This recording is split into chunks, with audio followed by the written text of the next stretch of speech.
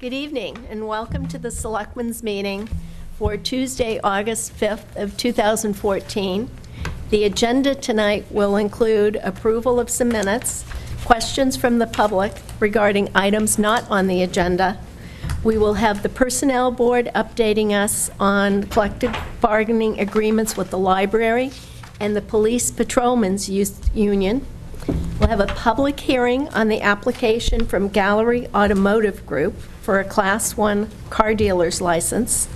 And then we'll have a joint session with the School Building Committee discussing turf field for the new middle school. We'll then have a joint session with the Recreation Commission to interview 2 candidates for the vacant position on the Recreation Commission. We'll have some appointments, Selectmen Town Administrator reports, and then we will have an executive session on a personnel matter and 2 real estate matters. And if you're still with us, it's a long meeting tonight. Okay. Approval of the minutes. Has everybody had a chance to? I'll move that we approve the minutes of July 22, 2014 as amended. Second. Any discussion? All in favor? Aye. Any opposed? That was easy. Okay. And we have anybody here from the public that would like to take advantage? Please come up. You may. And if you give us your name and where you live. Can I raise the microphone first? Yes, you can. Yes. Not good with these types. That microphone was for people my height, by the way. Okay. My name is Henry Rayburn, Main Street, Hingham. I recently visited the Whitney Wharf Memorial Park, and I understand it's under the purview of the Board of Selectmen. It is. There are 4 lovely flagpoles, 4 lovely flags that honor 4 of the 5 armed forces of the United States. There is no flag for the United States Coast Guard, and I'm here to object to that. I am a veteran of the Coast Guard, 24 years service. I saved the lives of 440 people personally, and I think those 440 people would be offended at the absence of the Coast Guard flag. The Coast Guard is an armed force of the United States. January 28th, 1915, President Woodrow Wilson signed the Coast Guard Act of 1915, specifically designating the United States Coast Guard as an armed force. I have in my possession a Department of Defense identification card specifically stating that I am a member of the armed forces. I could go on and on about the history of the Coast Guard, but I would ask you, what do you plan to do about that? This egregious oversight. Well, first, thank you for your service. You're welcome. And we are aware of this, and I'll let Ted respond to it. Please. Mr. Rayburn, thank you for bringing it to our attention. Another member of your fraternity, the Coast Guard, brought it to our attention a couple of years ago. We brought it to the attention of Keith German, our veterans agent, and Keith has asked us to begin when we redevelop the Whitney Wharf area. We have the bridge coming across, and we want to redo that entire park area, that we add a 5th pole at that point in time and make it appropriate. So we are aware of it, and we're trying to put it into our plan. Great, that's wonderful. Thank you. And I have to tell you, another member of the services who is not Coast Guard brought this to our attention as well. That's great. Thank you very much. Thank you. Good evening. Thank you for coming. All right, the Personnel Board. I see Nelson and Marie. Would you join us?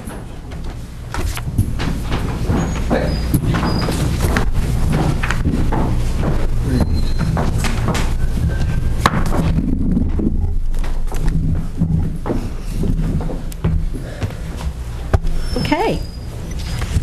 The Personnel Board is pleased to present this memorandum of agreement between the Town of Hingham and the Library Staff Association, which is represented by SEIU, Service Employees International Union Local 888. This is a 3-year contract which provides for a 2% wage increase in each year. Item number 3 on the memorandum of agreement refers to the associate librarian position. And this position received an equity adjustment this year, and the reason for this is that we compare the town's positions to other positions in similar towns, to our 19 comparable towns. We have been using this practice for many, many years, and it was clear after analyzing the data that this position was below the midpoint.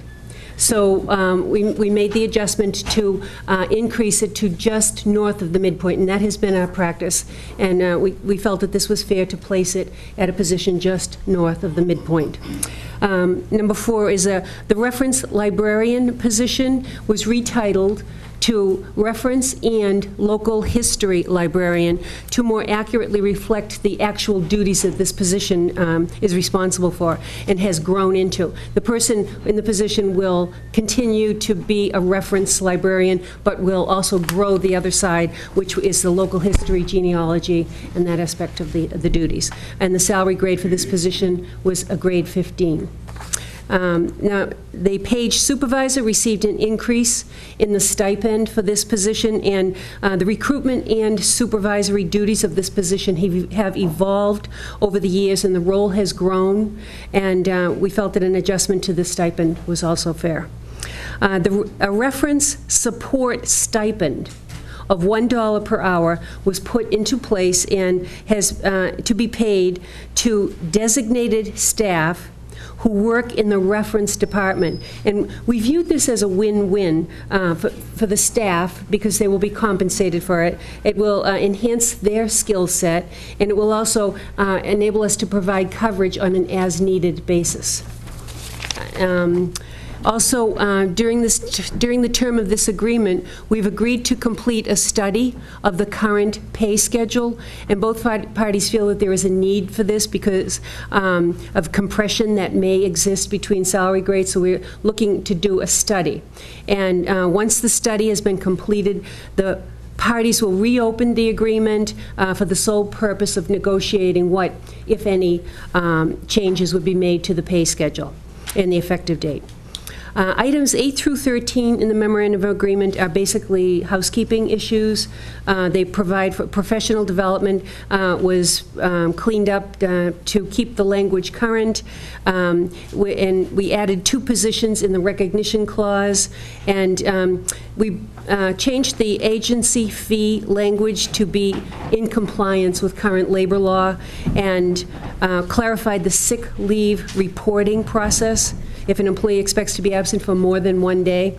And we clarified the process by which a page and a college aide progress on the salary scale. So, and then there was one minor change to the bereavement leave in order to clarify that language and how the benefit is received. And that summarizes the items in the memorandum of agreement. But I'd also like to thank Ted Alexiadis, who sat in and participated in the negotiating team. And Ted was very valuable, and having him present helped to move the process along. And also Dennis Corcoran, the library director. I would like to thank him for his time and his thoughtful insight into this whole process, and his staff as well. The Human Resources Committee for the library trustees, including Ed Boylan, Edna English, and Mike Spatola. And we'd like to thank Peter Thornell, who's a librarian and union president, for his leadership, and also Joan Pritchard, for maintaining, the union representative for SEIU, for maintaining a very positive and constructive tone throughout the negotiation process. And both parties, I think, came away feeling that it was a fair and equitable agreement. Thank you, Marie. This is excellent.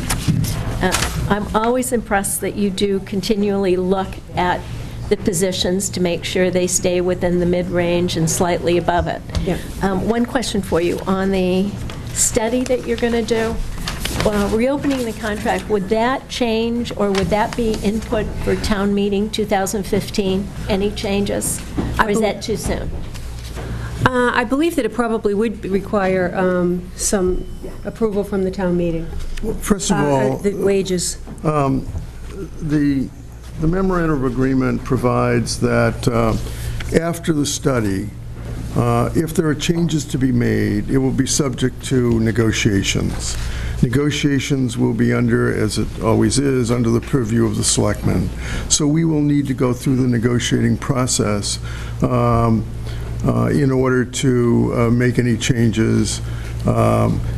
We don't always, we reach agreement on collective bargaining agreements, and we have money available, and we don't have to go through town meeting. Collective bargaining agreements are within the purview, frankly, of the Selectmen.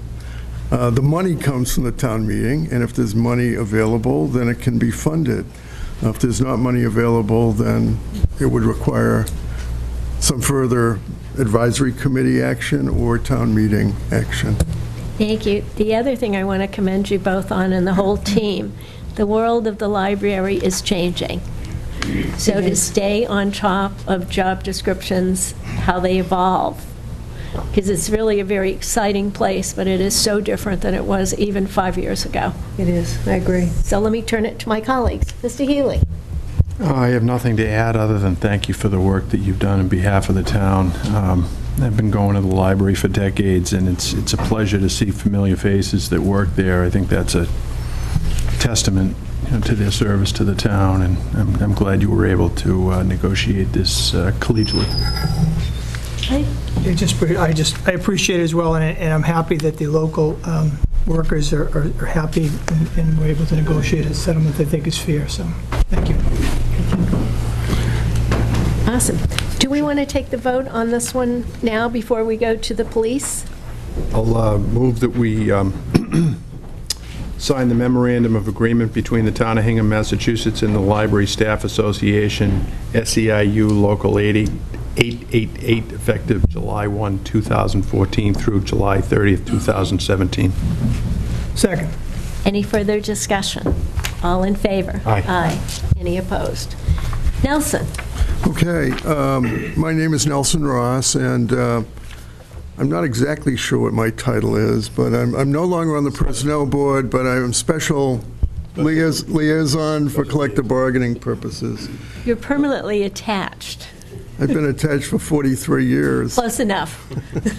We're very pleased to report that we reached agreement with the New England Police Benevolent Association, which represents our police patrol officers. We believe that we met our goals, and as with the library, we believe that it's a fair and equitable collective bargaining agreement. And I will just summarize.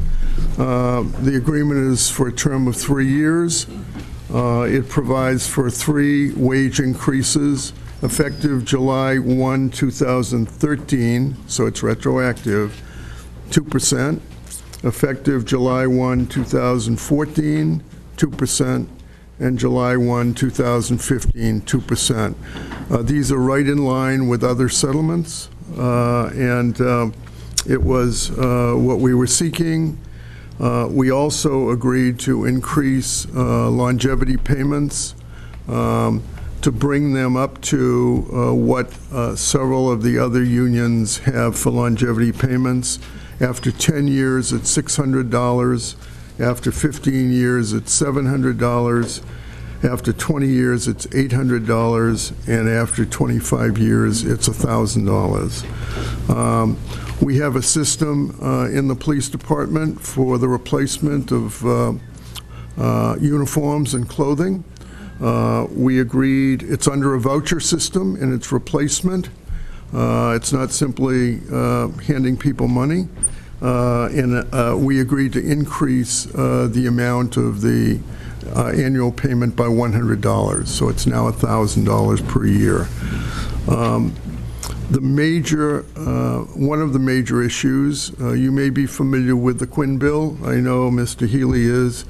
The Quinn Bill provides educational benefits for police officers.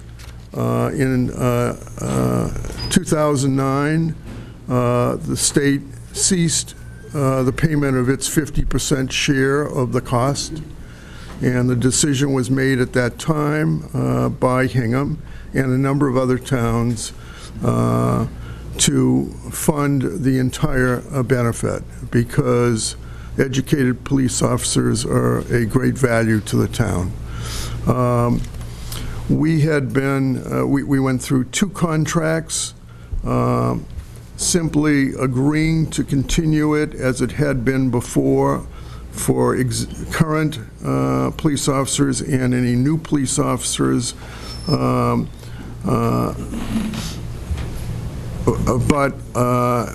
it was only for the term of the contract. We did that 2 contracts in a row. This contract, the police officers felt very strongly it should be baked into the contract as a regular benefit, and we have done that. We haven't changed any of the provisions. It provides for, I think it's 10% salary adjustment for officers with associate degrees in law enforcement, 15% for bachelors, and I think, is it 20% for masters? I think so. 25. 25%. Okay, sorry. It's okay.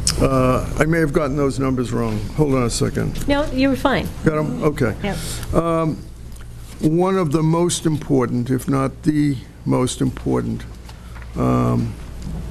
provision from the town standpoint is drug and alcohol testing.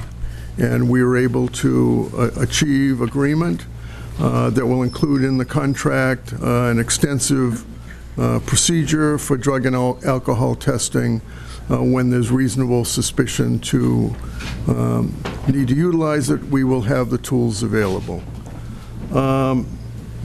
We're pleased with the outcome. I think that, as Marie did, I want to thank the union lawyer, Sean McArdle, and our own police officer, who happens to be a lawyer. And I seem to remember another police officer who was also a lawyer, who I sat across. Anybody we know? Anybody we know. He's sitting right at the end of the table there. And he headed the union bargaining team, and his team did an admirable job. And our goal always in collective bargaining is to come out of negotiations, frankly, with as good, if not better, relationship with the union than we went in. I want to thank Chief Perino, Deputy Chief Olson. Their contributions are invaluable. Personnel board members, Dave Pace, Chairman, and Russ Kahn. And it's probably my first opportunity to thank our town administrator. I need to be totally candid. When the suggestion was made some years ago that the town administrator join the negotiating team, I wasn't sure how I felt about that. But it has, frankly, been an enormous benefit. We can have a much more efficient process. I think the credibility of the town as an employer is enhanced by his presence and his participation. And our employees are our most valuable asset, and I think they want to feel like they're trusted and appreciated, and he helps deliver that message. So I want to thank Ted as well. We would appreciate it if you would ask any questions and hopefully sign the memorandum of agreement. Nelson, I want to thank you, Emery, and the whole team for the fine job you've done on this, and especially maintaining the Quinn bill, because we all believe that educated police officers are the best, and we think we have the best police officers and their leadership as well. So I'll turn it over to my colleagues. Do you want to start this time, Paul? Just briefly, thank you again. Nelson, I appreciate that you touched on the Quinn bill, because that's something I'm very much interested in. And you answered most of my questions on it. I guess my question is, the prior contracts, I think you said that they were initially carried along, and now I think you said it was baked into the contract? Yeah, it's a regular provision of the contract so that next time around, the union will not have to seek to extend it again for another contract term. It doesn't mean that it can't be renegotiated.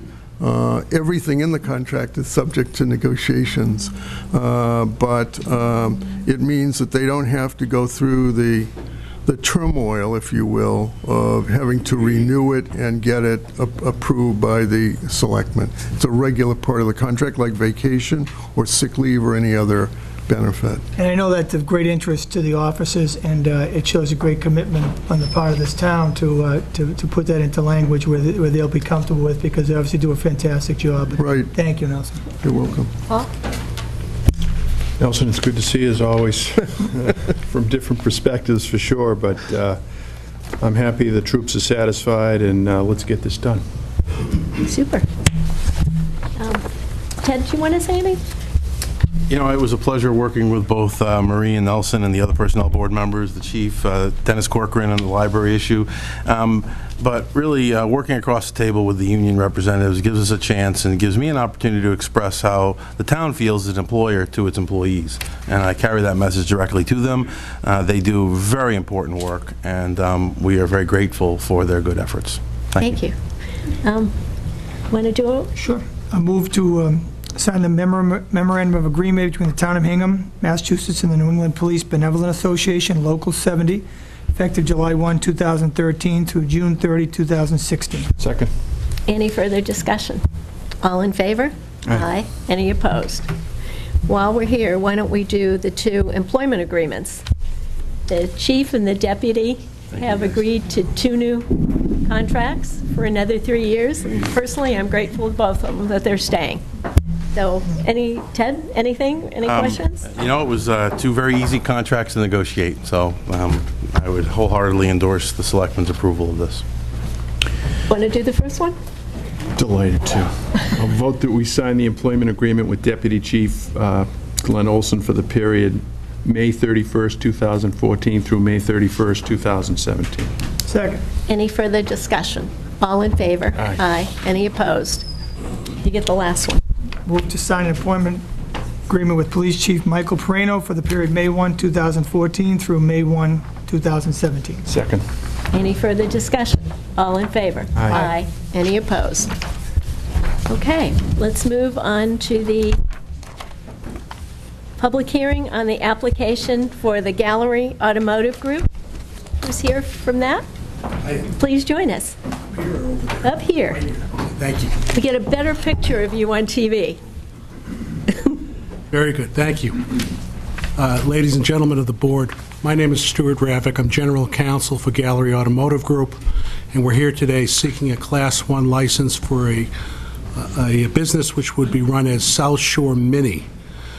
We have property which we are leasing right now that is on the border of Rockland and Hingham, with an address, actually a Rockland address of 1040 Hingham Street in Rockland.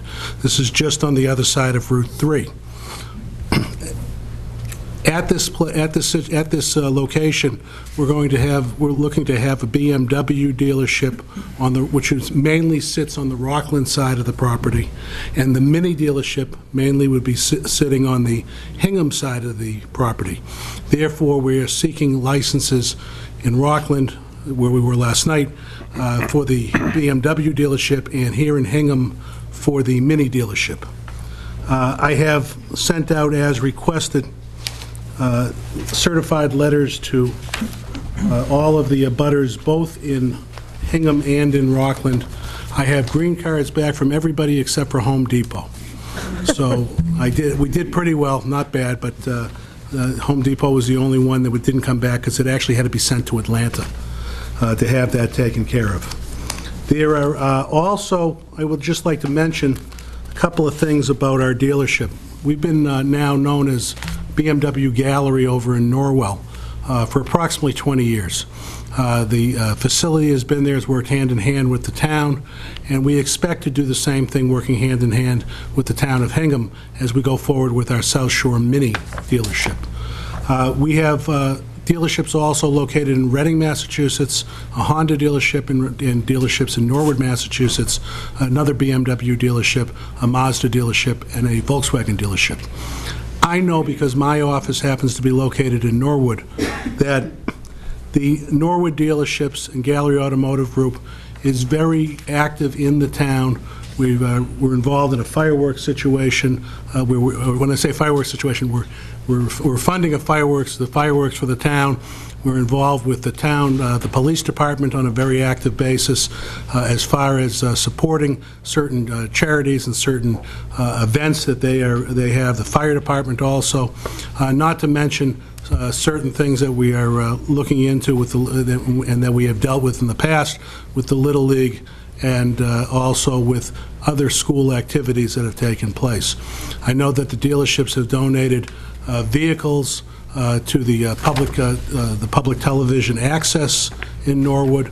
A van which was equipped as a mobile studio has been taking place. And I'm not sure exactly what the specifics will be, but I can assure you, here with me today is David Brown in the front row, who is the Chief Financial Officer of Gallery Automotive Group. Directly behind him is Kevin Misanko, Chief Operating Officer of the Gallery Automotive Group. And I know that in our discussions that we are sure that we will become active in this community, as we also have up in the Norwood area, the Reading area, and as we had been in Norwell. We believe it's a partnership that our dealerships have with the communities, our host communities, and we are hoping for a very long and prosperous for everybody arrangement with the town of Hingham. There are a couple of things I would like to mention, is that we see an estimated tax revenue, an additional $31,000 plus a year with the town of Hingham as a result of this project. And we also see here that where we have in the Norwell BMW store right now approximately 40 employees, that now that we're going to be building a bigger BMW dealership, as well as hopefully the mini dealership taking place in the town of Hingham, that we project that by this time next year to have a total of approximately 65 employees, an additional 25 employees, or therefore an additional 25 people in the local community, whether it be Hingham or the surrounding communities, added to the job force. And by the end of December 2015, we anticipate at least 75 jobs also at the dealerships, which again would be an increase of 30 jobs of where we are right now with just the one smaller dealership, the standalone BMW in Norwell. We've had a good reputation and good rapport with, as I mentioned before, with all of the towns we've been in. We have not had any issues, any problems beyond what would be ordinary with any business. Obviously, somebody might steal a car or something from our dealership, but nothing that would be caused by us. We invoke the strongest and most stringent policies with our employees regarding alcohol use, drug use, things along those lines, to make sure that things like that just don't happen with our employees and again, in the towns where we're doing business, and again, looking forward to that being also in the town of Hingham. So, based on all of that, I'll entertain any questions from the board, or if that's what you would like to do, or it's up to you. I think you answered every one that I could come up with. Did Rockland vote favorably last night? Yes, they did. I'll turn this to my two colleagues. Paul? Council, good to see you again. Nice to see you, sir. Remember me. A couple of questions. Did you get any portion of this site permitted through the Hingham Planning Board, or was this done through the town of Rockland? Or? No, we did. We Okay, all right, okay. With respect to security, are you going to be providing on-site security with respect to the cars there? Or? Yeah, we've actually, we've got a... Why don't you come on up and join us and introduce yourself? Kevin Misanko. We will have a digital system called NetWatch that will be installed that effectively creates a perimeter for the entire property. It's monitored 24 hours a day, and during hours where we're not going to be in operation, there's an office over in Ireland that actually keeps an eye on everything, and if need be, they go over a little set of speakers and let someone know that they shouldn't be on the property. So actually quite advanced security. It's pretty neat stuff. Thank you. Paul? South Shore Mini dealership, can you just explain that to me? Right, it's the Mini Coopers. Okay. That's the most common name. When we say Mini, everyone says, oh, Mini Cooper. So it's those, Plenty of other models. right, but in case anybody's That's a good interested. one. Come visit them and see them? Is Yeah, good. we're looking Okay. forward to that, absolutely. And I do appreciate your promise to be active and a good partner with the community. And I didn't know if you guys had a PR or a community relations person that you could let us know who that is. Sure do. We've got an agency and some folks in-house, so I'll be more than happy to forward all the information. Right. Either the folks on staff now, or we can certainly send it over, sure. But thank you. It's quite a history that you were reading off of community involvement. Well, We appreciate it. it went back. It went back. I started working for the dealerships myself before it was even gallery, back in 1978 when I was a lot boy, driving cars and in between classes in college. So I've been with the company for a long, long time in one capacity or another, and have seen it grow, and have seen even from the very beginning the community relations, especially of course in the town of Norwood, where I would spend most of my time. So, Thank you. well, thank you very much. Anything else? Motion. I move that we approve the issuance of a Class 1 agents and sellers license to Gallery Automotive Group, DBA Selshire Mini, 1040 Hingham Street, Rockland, for the 2014 calendar year expiring January 1, 2015. Second. Any further discussion? All in favor? Aye. Any opposed? Thank Congratulations. you very We much. look forward to coming to see the We're new... looking forward to being down here in the town. Excellent. Thanks. All right. Ray? Please.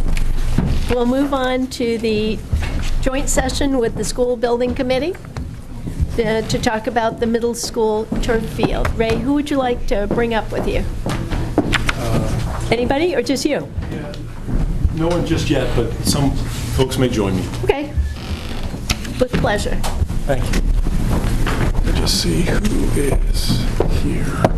1, 2, 3, 4. Okay. Now, I thought what we'd do, I believe you have some opening comments. Yes. And Ted, when are you going to present the middle school debt? Whenever you'd like me to. Okay?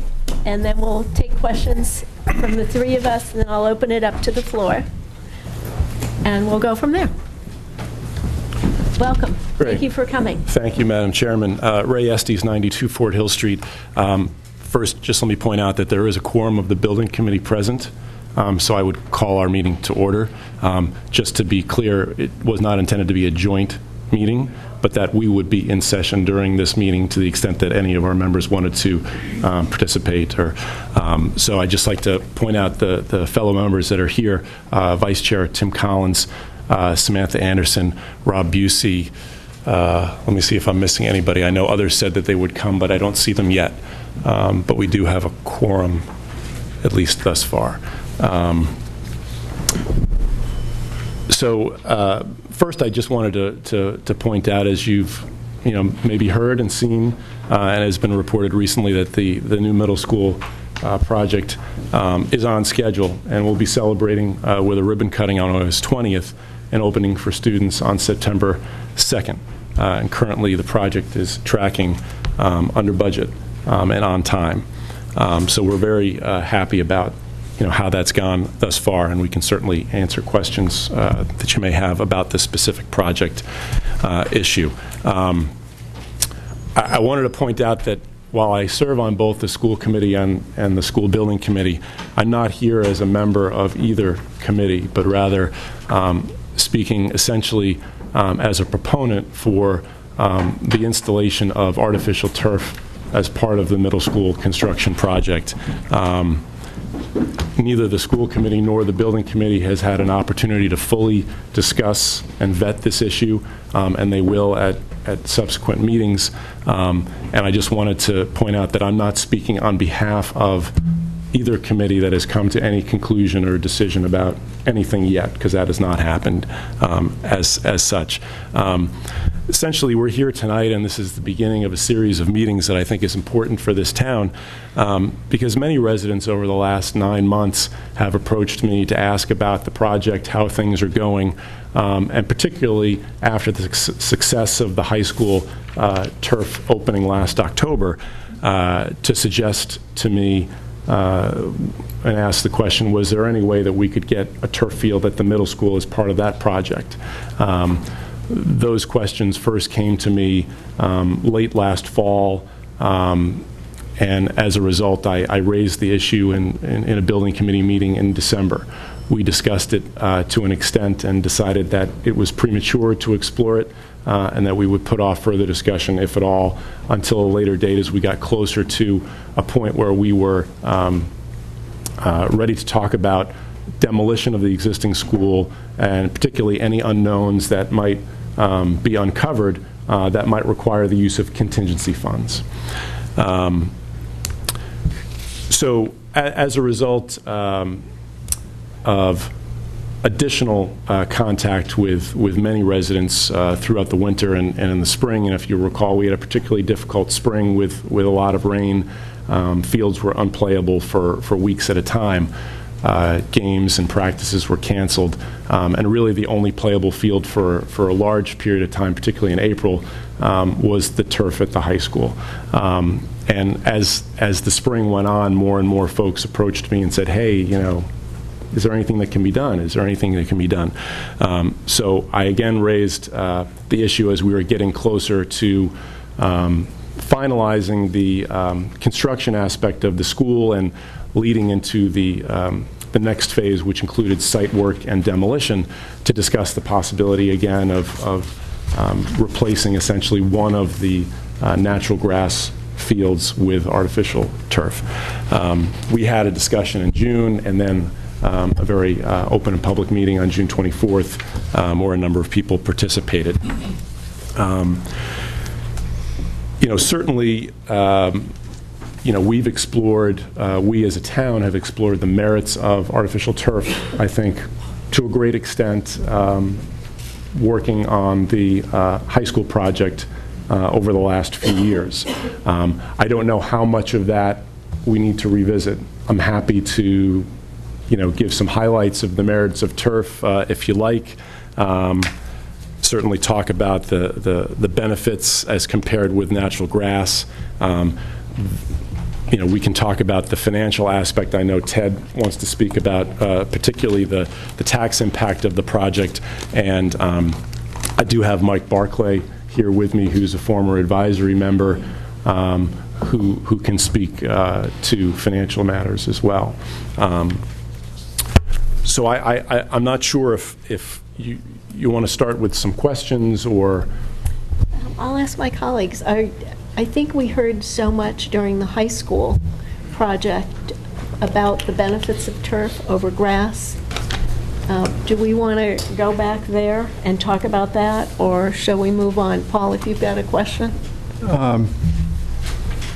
I remember the experience with respect to the lights at the Ward Street field, and there was an extensive discussion with respect to turf, and at the time I was on the planning board, and we looked at that issue extensively. I was also on the planning board at the time that the multi-purpose field project was permitted, so I don't need to revisit that in my own mind with respect to turf. However, if it becomes part of the discussion by the general public, sure, why not? I mean, I can certainly kind of give an overview of some benefits and merits of turf. Do you want to do that so that we get it on TV and just give a brief? Sure. Paul, how do you feel? That's fine. Okay. Sure. And I don't necessarily have visuals, but there are visuals available, and there may be a slide or two which may be helpful, but not necessarily.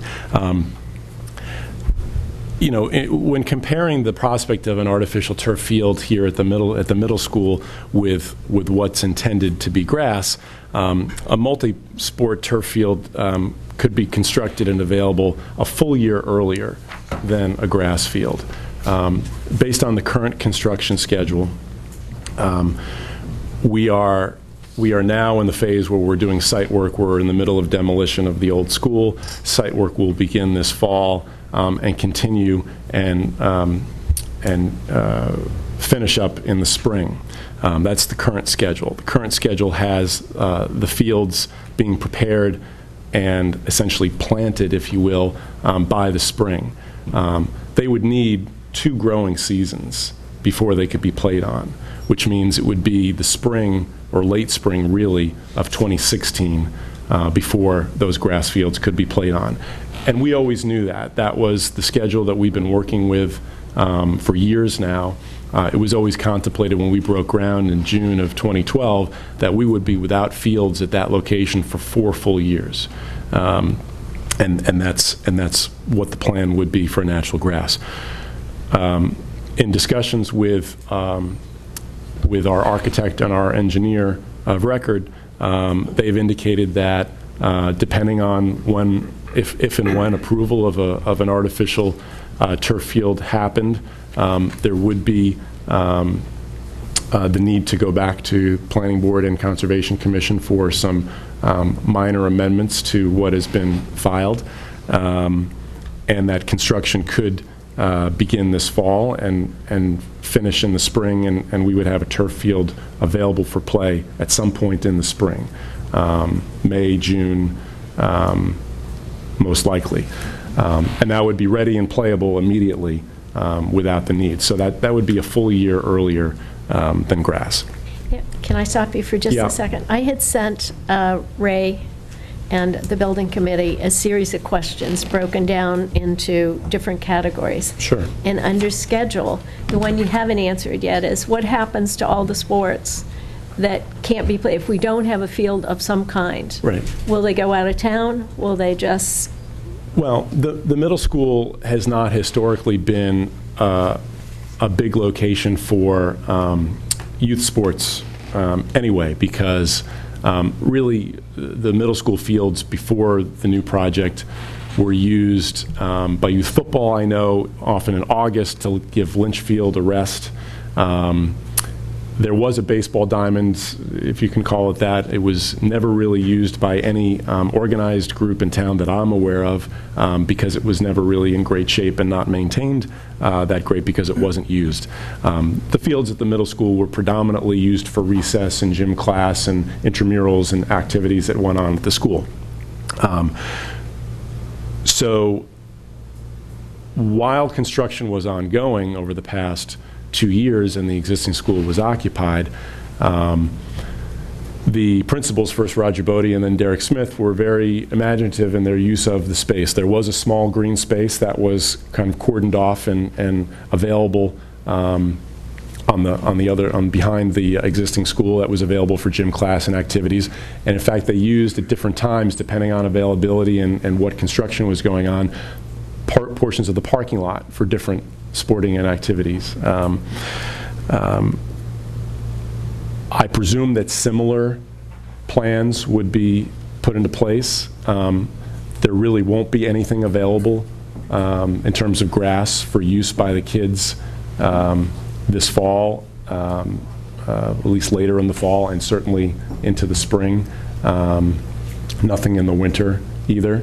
And I would point out that, when it's not snowing, artificial turf could be used in the winter if it's not that cold and you want to go out. So we knew all along that it was going to be a challenge while grass fields grew in and where the activities at the middle school would take place. So I think the principals will, again, have to be creative and use the space that's available as the site work continues throughout this fall and into the spring.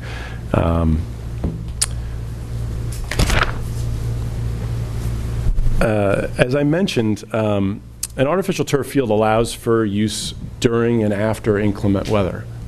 Certainly when it rains, if it's not a heavy rain, you can play on it. It's available the next day as well. As you recall from our discussions with the high school project, very often games and practices were canceled even on a sunny day if it had rained the day before because the fields were too wet and we couldn't tear them up or it was too muddy. With turf, that doesn't occur. Certainly there would be increased usage opportunities to make it equivalent to 2 and perhaps even 3, some argue, grass fields. I think that this presents an opportunity for the community to provide an additional space where the middle school fields were once really just used for recess and activities at the middle school. They can now provide another field for the whole community, for the kids at the middle school, for activities, for gym class, for intramurals, for teams at the high school as a secondary field, and for youth sports groups, for soccer, for lacrosse, for football. There are a number of opportunities, and it would be nice to have another location in the south of Hingham available. There's no rest required for an artificial turf field. What we just learned today is the 2 fields at Ward Street are going to be taken offline this fall. The front field in September and the back field in October, while they get reseeded and soil placed and aerated, and they'll be shut down for the remainder of this calendar year. You don't have to rest turf. And we're seeing issues that we've encountered over at Lynch because of need for rest and not having available fields. So that's another benefit. Lower maintenance costs, certainly, there are a lot of numbers that have been thrown around, but you don't have to water it, you don't have to fertilize it, you don't have to cut it. There is some maintenance involved. There is a tool that usually comes with the turf installation. It's called a groomer, but generally speaking, the maintenance costs are a fraction of what they would be for a grass field. Right now, the fields at the middle school do not have irrigation planned. So maintaining them in a condition that would be playable is going to be a challenge, and we'll have to figure out how that can be. Early on in the design phase, we decided not to include irrigation because of the cost.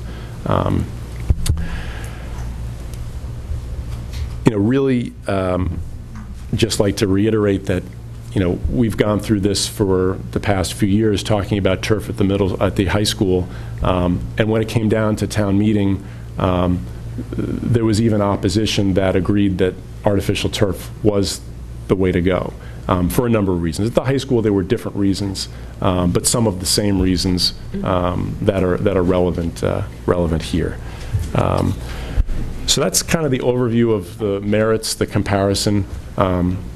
Before we go back to questions, can I ask you to deal with one other category of question that I had sent you, the legality of which town body makes the final decision? And then, is this a material change from town meeting? Now, I went back and read the entire transcript. I read all of the building committee minutes, all the school committee minutes, and the town warrant. And I don't find any extensive mention of any of the fields. So in my mind, it doesn't seem to be a material change because nothing was specific. So can you address both of those? Right. Well, I mean, I'm not sure. I'm a lawyer, and we choose words carefully. Surrounded by lawyers. What is wrong with this? We choose words carefully. I'm not sure what a material change means in the context of this project. Is it significant? Is it over a certain dollar value? Whose judgment is that? I don't know the answer to that. Obviously, this would be a significant expenditure of funds, potentially from the contingency budget that is available. Whether that would be considered a material change, and even if a material change would be would need some other approval, my understanding. And you're right, the article from the October 2011 town meeting doesn't speak to fields at all as part of this project. The article in a recommended motion does point out that the appropriation is to be expended under the direction of the school building committee. I mean, that's what the recommended motion says. That's not an opinion. As for further legal, I would defer to Ted.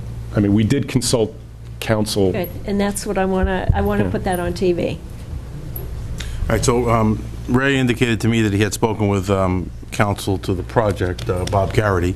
And we're familiar with Bob. He's done quite a bit of extensive work in this area, and he had felt that it was not an issue and that the school building committee had the authority to spend the funds. I had a conversation with town council and with bond council, and they both concurred.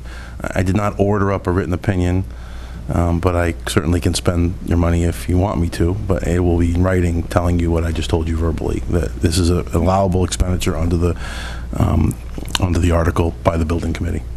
Great. And let me open it up to questions, and then I'm going to go back to Ray to talk a little bit about economics, and then maybe, Ted, you can walk us through the debt presentation. Go ahead, Paul. Ray, it might be helpful, because I certainly understand it, and I'm assuming a lot of the folks in the audience do, but to fund this turf field, which, you know, I would say this, that it seems to me, based on our discussions in the past with the high school and basically where the information coming to me about Ward Street and so forth, with the lack of fields for the kids, there's an acute need for it, and there's a lot of benefits. But maybe just so the people at home understand about where the money would be coming from to pay for it, because I know we all understand it, but I'm not sure that maybe everybody at home does. Sure. So the appropriation made at the special town meeting in October of 2011 for this project was $60,910,920. The first good news that we received at the end of March, early April of 2012 was that the contractor who was the winning bidder bid nearly $2.5 million under that appropriation. So essentially, barring any number of things, but he has agreed to do the project as designed for that bid amount, which is $2.5 million under the appropriation. In addition, that original $60 million number included a project contingency line item of just over $2.5 million. Project contingency is built in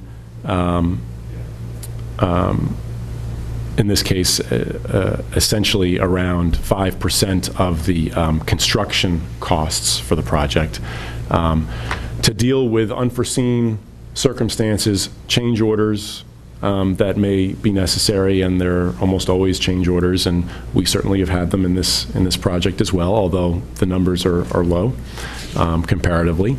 And so that amount is available to be spent as needed. Certainly, it's not, I think I can speak for the entire building committee when I say it's not our intention to spend any contingency funds that we don't need to. Personally, I see spending contingency funds on a turf field as a benefit to the project and a benefit to the community.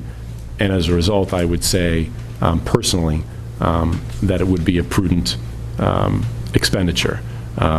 Because we are $2.5 million under the appropriation, you can kind of take that $2.5 million and put it out here. Then we have another $2.5 million in contingency dollars. Now, of that, we have expended approximately $500,000, and there is more earmarked already that has not yet been approved, and that's for change orders. We are currently on change order 10, I believe, which has not yet been approved.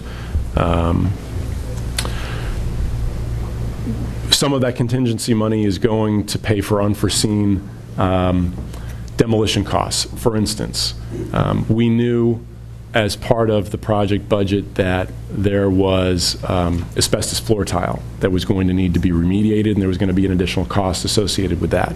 That was built into the original budget. We knew that up front. We didn't know what we were going to uncover when we started demolishing the old school. And of course, as we started to demolish the old school, we have uncovered additional materials that do require remediation, and there's a cost associated with that. So far, we've been fortunate, and what's been uncovered thus far is we've been told by our project manager is going to cost approximately $6,500. So a low number comparatively, but we're not done yet. So that's certainly a caveat, and that's one of the reasons why when we first talked about the possibility of turf, that it really was a premature discussion because we needed to get closer to the point where we are now, where we could see what kind of contingency might be available for an endeavor like this. I know that, for instance, out of the technology budget, the building committee has approved paying for equipment for the school committee's one-to-one tablet initiative for not just the incoming 6th grade, but next year's incoming 6th grade. My understanding from the administration is there has been discussion, and there may be a request to the building committee, although it hasn't been made yet, to fund a 3rd grade for that one-to-one technology initiative that was launched this past year. That hasn't been discussed yet. I believe the amount might be $90,000 to $100,000. That would be something for the school building committee to consider and determine whether it's an appropriate expenditure. I believe that the technology budget will be expended, so it would have to come from contingency dollars if it were approved. So that's an example of something else that might come from contingency funds. So we are tracking under budget. We try to look at the numbers very carefully and very conservatively. Certainly, as the project has progressed, we've been able to track in real time what the cost to Hingham will be. And from the very beginning, when we talked about a $60 million or almost $61 million project, we talked about a net cost of $35 million to Hingham. After the bid came in $2.5 million under budget, that was reduced by approximately $1.4 million to $33,600. So $33,600,000 was the net cost to Hingham. Now, based on the costs incurred to date and those items that we knew were going to be ineligible for reimbursement by the MSBA, the wastewater treatment plant, anything over 8% of the site costs, and other ineligible expenses, we are now looking at a net cost to Hingham of about $31,800,000, which is a further almost $2 million below. So that's not to say that that's the final number. There will be, I'm almost certain, additional items that the MSBA deems ineligible for reimbursement, and every dollar that the MSBA doesn't reimburse their share, which is 43.87%, is 100% payable by the town of Hingham. So certainly, we look at those items very carefully. And if we were to pursue an artificial turf field, that would not be reimbursable by the MSBA. And so that has obviously been raised as a concern because it would be 100% net cost to Hingham. Under the circumstances, this is a reasonable item to be looking at based on where we are on the budget. If we were, too close or just a few $100,000 under or even just $1 million under, I would turn to the folks who have come to me and asked about turf, and I said, we can't afford it. It would be irresponsible to spend the taxpayer dollars on something like this when we're that close to the budget. But we're significantly under the budget, and so I think it would be possible. Do you see this as the turf field being completely funded through the contingency and that no further funds would be needed? First cost of installation? Yes. Okay. Why don't we let Ted, and if you want to hold your questions for a minute. Sure. Let Ted do the presentation. Betty, maybe we're going to run like 15 minutes late. Maybe we're going to run like 15 minutes late.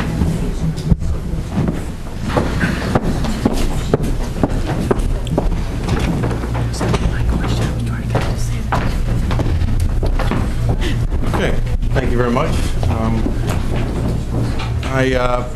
going to give you a series of slides on the middle school, and the intent of the slides is to show you where we've been, where we are, and to give you order of magnitude for what you're talking about right now.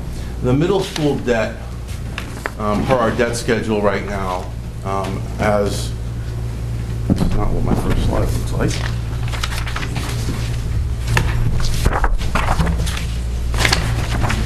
Ready? Are we looking at the same presentation? Looks like this. That should be the first slide, should be there. Yeah. Is that the old one, the prior one? It's the prior one, doesn't have the red line around it. I don't have the presentation. I have it here, and I could speak to it like from this. Here, but I how don't have about it on the putting, computer. what we can do is, why don't we just put mine on the, You just- I don't want you to- Is it on the, is there a file in here?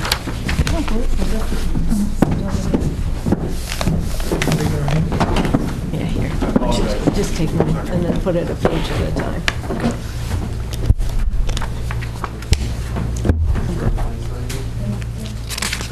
Just like to point out that Peter Bradley and Sandra Cleary from the Building Committee have joined us now. Yes. Did he get it?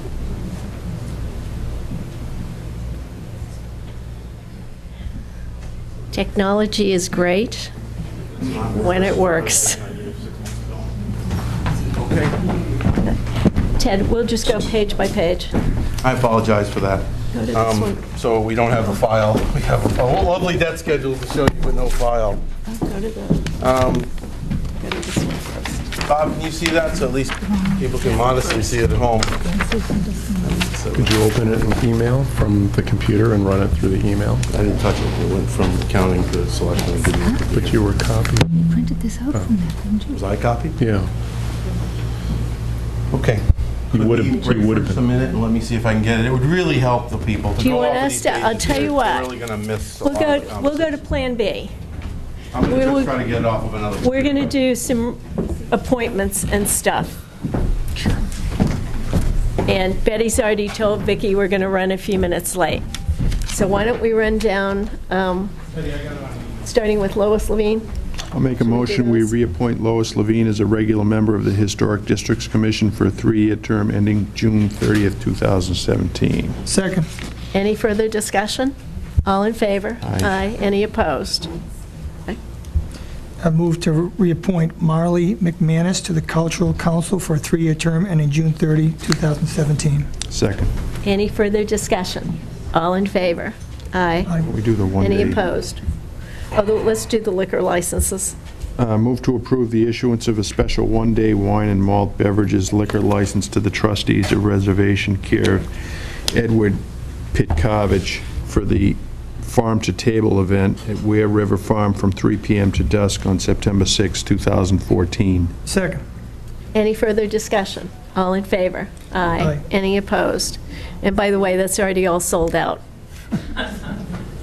Next, Move to approve the issuance of a special one-day wine and malt beverages liquor license to the House of Prayer Lutheran Church, care of Robert Lacey, for Oktoberfest at House of Prayer Lutheran Church on Saturday, September 27, 2014, from 11 o'clock a.m. to 5 o'clock p.m., and Sunday, September 28, 2014, from 11 o'clock a.m. to 4 o'clock p.m. Second. any further discussion? All in favor? Aye. Any opposed? Move to approve the issuance of a special one-day wine and malt beverages liquor license to the J. Tolman, for the Tolman MDA Telethon at Congregation Sherei Shalom on Sunday, August 31st, 2014, from 7 p.m. to 11 p.m., and on Monday, September 1st, 2014, from 11 a.m. to 5 p.m. Second. Any further discussion? All in favor? Aye. Aye. Any opposed? Well, what else can we talk about on the fields? While we wait for this, let's go back to, can you talk about, one of the things that has always bothered me, we concentrate on first cost. And there's two pieces to the cost of a field. It's the first cost, but then it's the total cost of ownership over the life of the field. And it's the maintenance, it's all kinds of things that go with that. And we don't do a really good job of maintaining things around here. So we need to look at the total cost of ownership of a grass field versus a turf field. Can you address some of that while we wait for this piece? Yeah, and we've tried to quantify, for instance, what the school department pays per grass field, but it's difficult to do because while the school department has staff that handles water and fertilizing and general maintenance, the cutting gets done for the most part by the DPW, the large cutting. Small cutting gets done by custodial and maintenance staff. So it's difficult to quantify, what the cost of maintenance is. The engineers will tell you, and we talked about during the high school discussion last year and the year before, that generally, a grass field will cost $35,000 to $45,000 a year, all in, from cutting to fertilizer to watering, and that maintenance for a turf field is $8,000. What we learned during the high school project is that when you look at a 15-year period of time, it's essentially a break-even proposition. Obviously, the larger upfront cost with the installation of synthetic turf, but over that period of time with maintenance costs, it becomes a break-even proposition. Over a 30-year period, you actually end up being a little bit ahead with artificial turf, and that includes replacement of the carpet after year 15. So, it's either a break-even proposition or you're real close, maybe a little bit ahead with synthetic turf.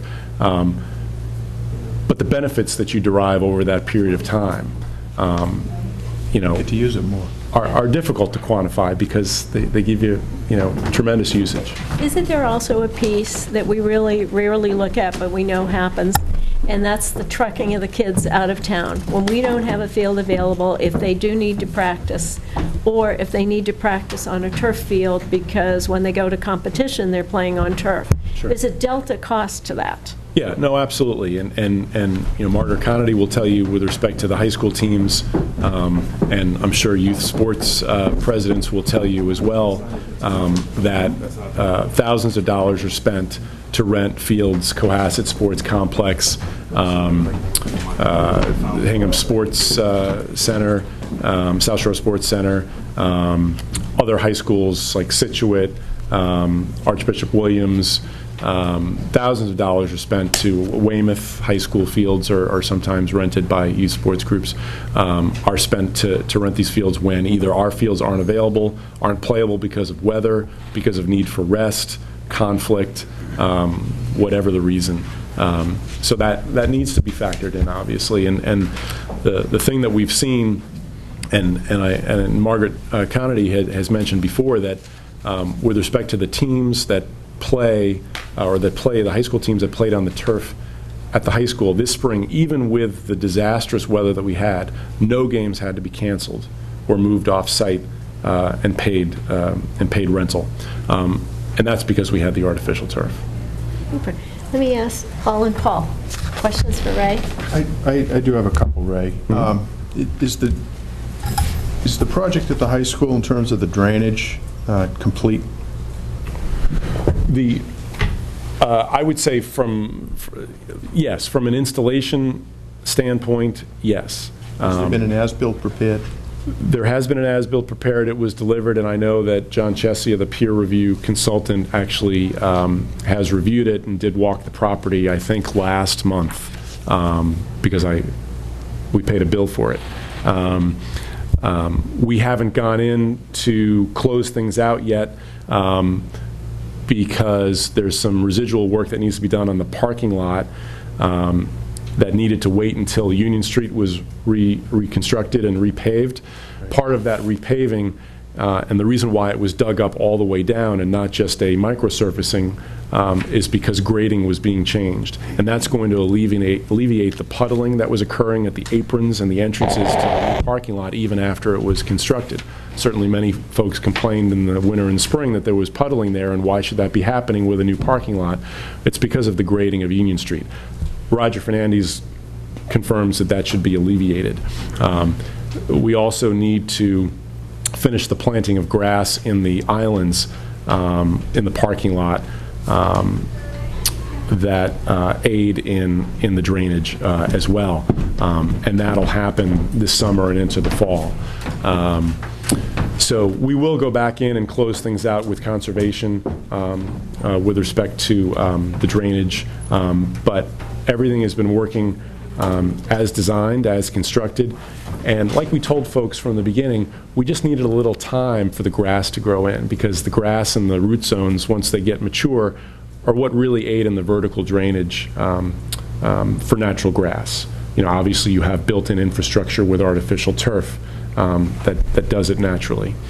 Well, my question, in follow-up, what kind of subsurface infrastructure preparation would be envisioned as related to you by the engineer up at the junior high for either the natural or the turf? And right, there is limited drainage that will go in with the natural grass fields. There are catch basins that are going to go in, but it is limited. With an artificial turf, there certainly would be more significant drainage infrastructure that needs to go in, and that's why if the decision to go forward is going to be made, it needs to be made, you know, really pretty soon, because the site contractor is going to be prepared to start that work, either preparing grass fields or otherwise, sometime in September. So certainly there would be a considerable drainage infrastructure that goes in, very similar to what went in at the high school. Cool. Do you have any questions? Or take it away, Ted. Yep. Thank you. Sorry for the technological problems. So I'm going to take you through the middle school debt. We're going to use some assumptions, and I'll go through each of those assumptions. Thank you. Average tax bill for the, we're going to focus this on a discussion of the average tax bill based upon the middle school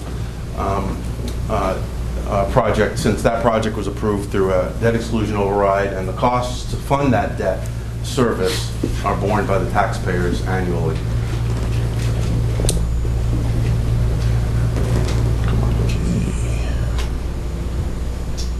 Now on advance.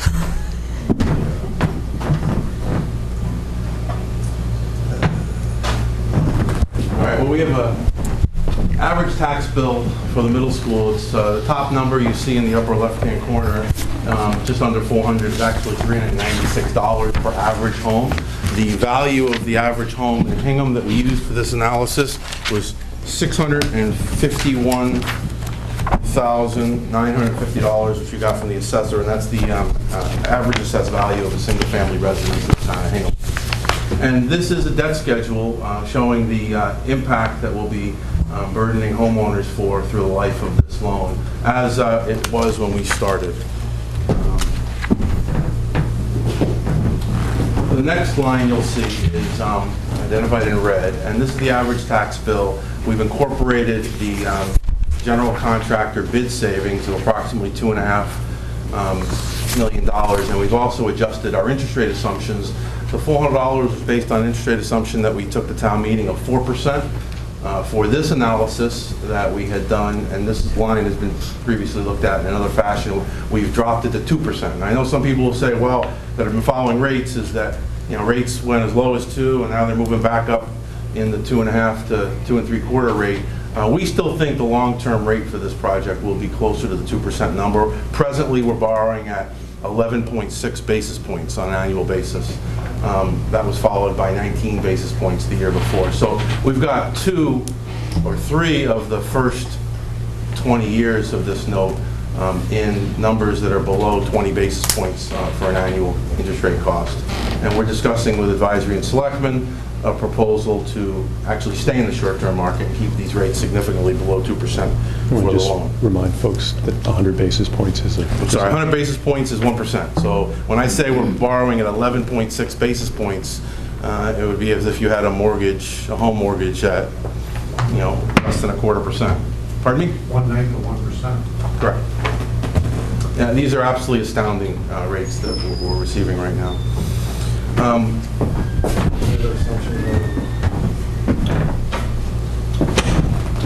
Our next schedule, our next chart, identified in lime green now, shows the reduction that has been appropriated by town meeting at the last town meeting for the effects of the tax relief, and this is the application of the meals tax towards lowering the rate. So again, you can see now that with these two events, as we stand here today, we're going to say that it's likely that the first year this project should cost in 2015 slightly over $200 for the average household, dropping off at the tail end to something slightly under $100.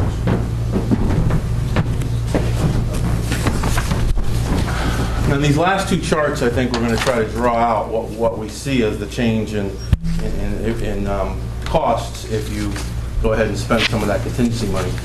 Here, this chart shows how you could reduce it if the school building committee spent none of that contingency money whatsoever. And that would lower it from a little over $200 to right around $175 in year one. And you can see that line stays pretty consistent, narrows at the end, only due to the time value of money. And then our last chart, what we did is we added back the cost of the turf field. So we went from the blue line on the previous page. We back up 1 second. I don't want to confuse people. So this last slide I showed you with the purple line identifies the contingency. What we're going to do next is we're going to add back, so the line will go a little farther up, what we think the cost of the turf field would be and how it would impact the depth of the project and ultimately how the taxpayer would pay for it. So now we have that, I don't know if you want to call that kind of a pale blue color, just slightly above it. And as you can see that on large projects of this kind of magnitude, although $1 million sounds like a lot of money, the average impact to the taxpayer is going to be somewhat negligible in relation to the overall project scope. I'm certainly not saying to anybody here that $1 million isn't a lot of money, but what I'm trying to say is that in relation to how this will all be paid, you're seeing a very modest change from $175 to maybe about $180. A very nominal. I have the exact number. I know I gave it to Ray, but I don't have it in front of me. Do you know what the exact dollar amount is? I think you said it was $7 a year. It's approximately, so the difference between these two lines right here is approximately $7 per average household per year. And as you can see from that whole graph all the way across to the end, that ratio stays pretty consistent. I think it's fair to say that the turf field would cost the average property homeowner in Hingham about $7 per year over the 20-year life. Ted, I think it's important to point out to folks that those numbers that Ted has run make some assumptions, right? Number one, they assume that we're not going to spend any additional contingency dollars out of the budget. And I think that my fellow building committee members here would tell you that that's likely not to happen. Now, will we spend dollars that we don't need to? I think the intention is not to do that. I think the other assumption that's important to note is that you take what we've looked at so far, and very preliminarily, 4 options that our engineer has presented to us for the possibility of installation of turf field in terms of location and configuration. Each of those options comes with a different cost. Those costs that have been presented thus far are really just order of magnitude costs without design. So as a friend has said in the past, it's kind of like a cartoon. It's not a real number until it's actually designed. So the number that Ted has built in is kind of toward the high end of those options at $850,000. There are options that are below that, around $600,000, in the $700,000s, and a little bit above $850,000. So it's making some assumptions.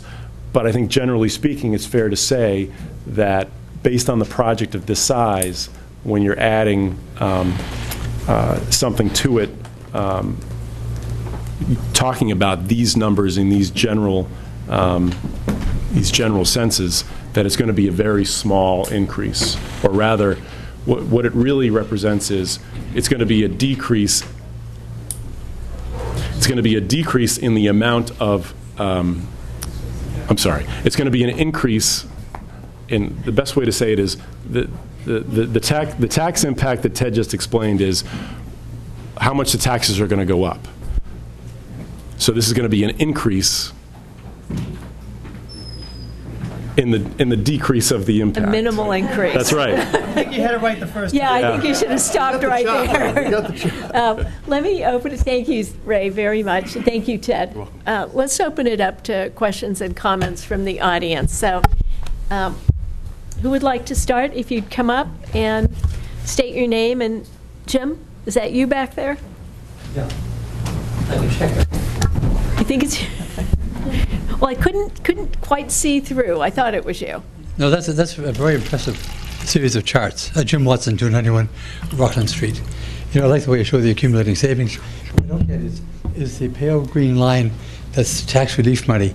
Is that putting all the meals tax relief into the school and the turf field, or is that the school's share of what's happening townwide? So the difference between the red line, the second one you see on there, and the third line, that lime green line, is the tax relief plan that was adopted by the town last year in year one, but it does make an assumption that the town follows through and uses that throughout the entire time of the loan. So it's not concentrating the tax relief just on the school? Well, the tax relief was applied to all debt service, not just the middle school debt, but all other debt service. But the middle school is actually the most largest project, and it'll dwarf all the other debt school projects within a few years. Okay, So most of all of that debt will drop off. The last major debt project was the high school, which was 14 years ago. So we're almost done with that now. So there's not a distortion to apply it here. This is where it fits. Well, I think that's the intention of using the meals tax last year, was to mitigate the debt exclusions, and this is the largest debt exclusion. Other comments, please? Good evening, Tim Collins. I live on Lantern Lane, and I've been on the building committee since 2006. Like Ray, I would preface and say these are my comments and not the committee. We don't have a consensus, and I apologize for my casual attire. I'm on vacation with my friends and family this week. Thank you for giving up a couple hours of your vacation. Well, this is very important, and it's really important because it's about $1 million, give or take. We've heard everything from $600,000 to $1.3 million over different presentations that we've seen. And what's troubling for me as a member of the building committee is that we're 7 unelected people, and you can pick any number you want as a cost. It could be $800,000, it could be $1 million, it could be $700,000. Let's actually take $700,000 since there's 7 of us. If each of the 7 of us voted to write ourselves a blank check, that's $100,000 a vote for our committee. I think that's an extraordinary tax burden when you want to talk about it just in terms of individual impact. I don't think that's normally how I would view the town doing business. That concern is further highlighted by the fact that there is no plan in place that tells us that the town wants to spend its next $1 million or $800,000 or $700,000 or $1.2 million on a turf field and on a turf field at the middle school. I would feel much better and would not lose sleep on this issue if there was something like that existed, where we could point to a study that says, you know, ahead of a senior center, ahead of a rowing center, ahead of any number of other capital projects that would cost a significant amount of money, that this would be the next priority and the middle school would be the best place to put it. The concern is further, for me, made difficult by the fact that when we kick around these numbers, these are not numbers that the building committee owns. These are numbers that PAR presented, and as Ray said, it's a cartoon caricature until it gets decided. But that's why I struggle with the process of the building committee, which I've described in our meetings as sort of the watchdog committee writing itself a blank check to go into contingency funds, which are usually to cover things that come up unexpectedly. For example, as part of the demo, and Ray may have touched on this, we've encountered some coating on some steel. It has to be addressed. We're very thankful that the current estimate is less than $10,000. But those are what you spend, in my mind, contingency funds on, not nice-to-haves. And I think it's very clear that I'm not bothered by the ask. I think it's a great ask. Hey, there's some savings. I'm not bothered by turf fields. I actually like turf fields very much. But I am bothered by an unelected committee deciding to go into contingency funds to fund something that was not put in front of the town. And I struggle very, very hard with that. And I'm not currently able to get my arms around that just because of the sheer magnitude of the cost and the fact that, just to put a fine point on it, if you had a simple majority of the committee at 4 and an $800,000 project, that's $200,000 per hand that goes up. And I just don't think that's how we do business in Hingham. When I was in the Navy, I'll leave you with one last point. You weren't supposed to complain about something unless you brought a solution. Well, I have a very easy solution. Let us, the building committee, do what we've tried to do for 8.5 years, deliver on time and under budget. And if there are extraordinary savings that can be put back to the town, tremendous. This project could be maybe $4.5 million under, $2 million under to the town. Let the town decide how to spend its money, what it wants to spend its money on. Let us be watchdogs. Let us try and squeeze every last penny. Ray was instrumental the other day in getting the modulars to go away for free. It saved us $50,000. We try very, very hard to save the town money. And to do a $800,000 or $1 million U-turn when, a couple of years ago in this project we value engineered $2 million worth of nice-to-have stuff out, to say that we can't put that back in, but we can put a turf field in. I don't think this project would have passed the town meeting if it had a turf field.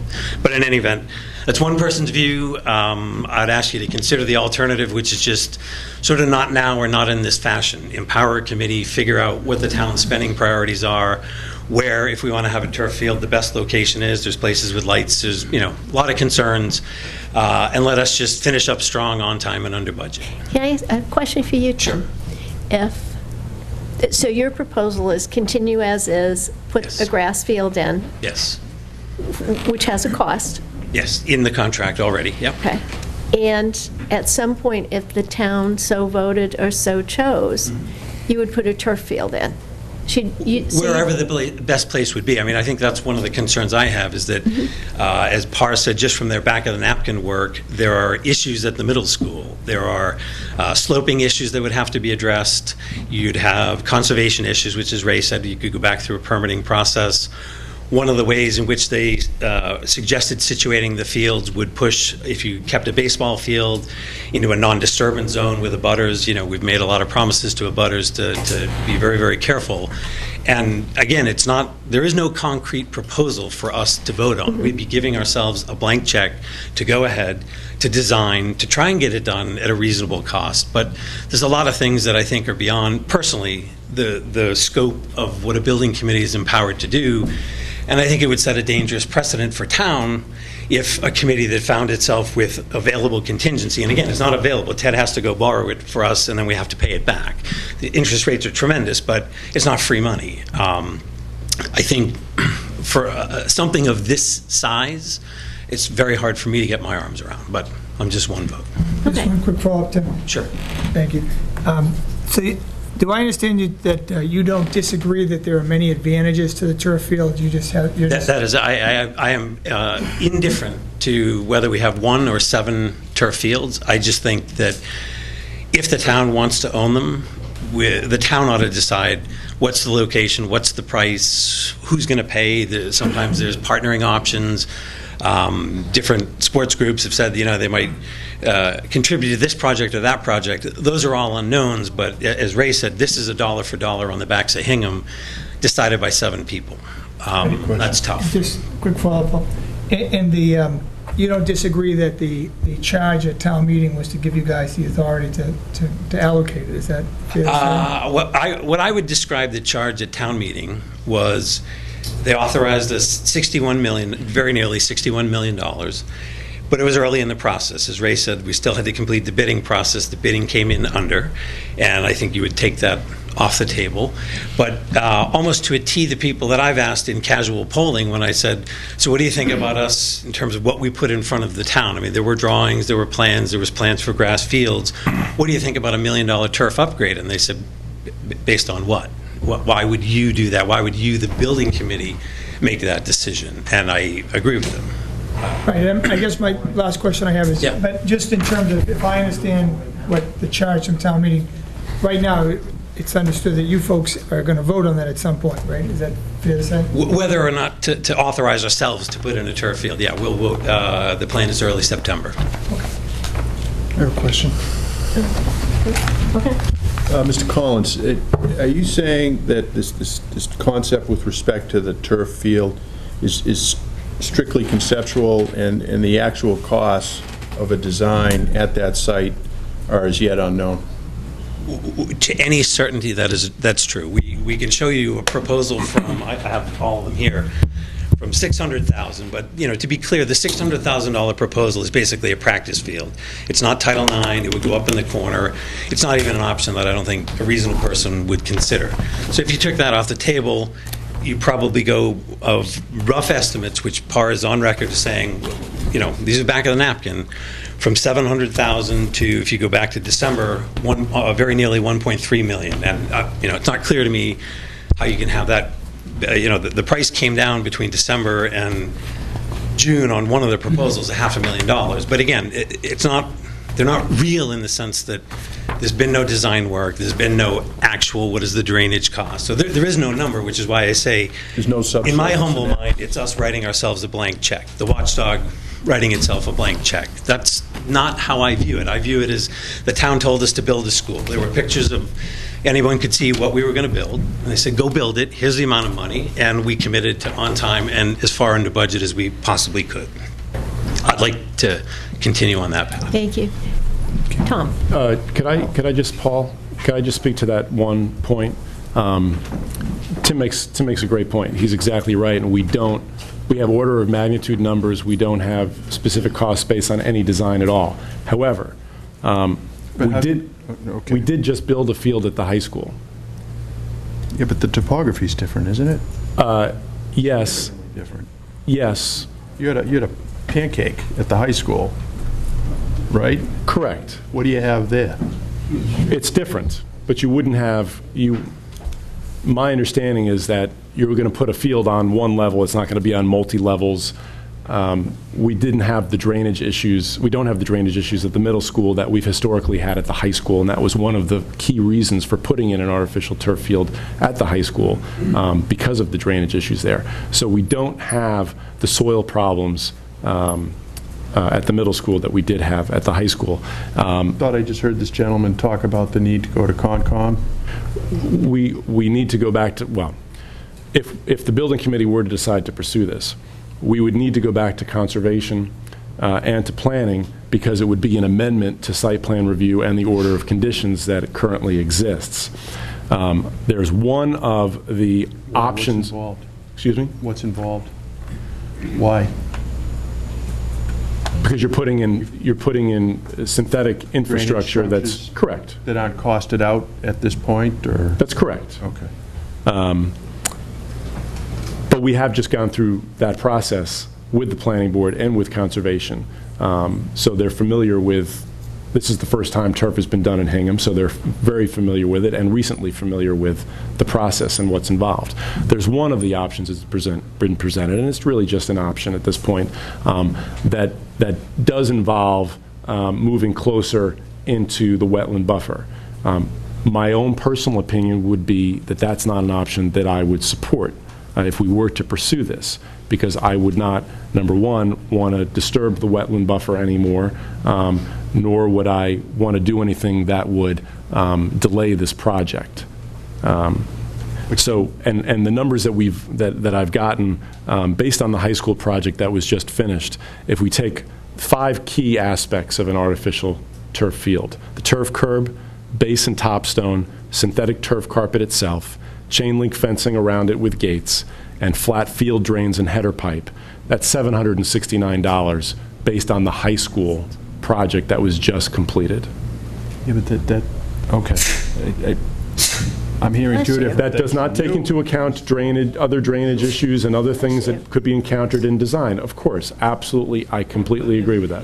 To be very clear, though, and it's very important, I think, we, the building committee, have never authorized one penny to be spent on design. It's never been in the design. It's never, we spent hundreds of thousands of dollars at the beginning designing the school and the fields and the parking lot and everything. This is a late ask, and you would be starting at the very beginning with an accelerated timeline, giving yourself the authority to do that, not some other group the opportunity to design it and figure out the cost and the environmentals and the abutter impact. The numbers that are out there are back of the napkin, and they're not ours. And the first number was 1.3 million. That one's gone away, but I have it on paper. So I'm very nervous about what the cost might be and how to accelerate into it. And as you said, the high school had a pancake. There's other places that are very flat, and might be very amenable to a turf surface. Middle school might be the best one. It might not. I don't know, and I'm a pretty simple guy, and what we're trying to do, what I've been trying to do for 8.5 years, is build what we promised. Thank you. Tom? Good evening, Tom Hoffman, 3 Sherman Way.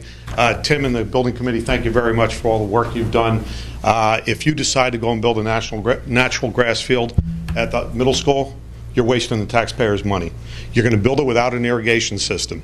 I've gone through the experience. My 4 kids call Lynch Field the 5th Hoffman child. I've lived, ate, and slept with that thing since 2006. I will tell you right now, you're wasting your money putting in a grass field where there's going to be high traffic usage. Anybody that doesn't believe me, you're invited starting in September. Any Saturday morning at 6:30 a.m., join me at Lynch Field. I'll bring the coffee, help me reline the fields, help me puddle water off so the kids can play.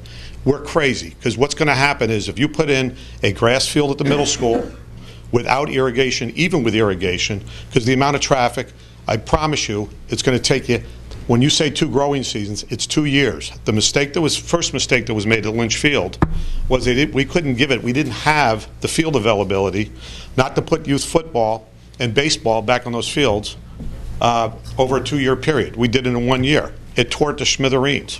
Okay? The same thing will happen in middle school. I believe you all got a letter from the athletic director about that.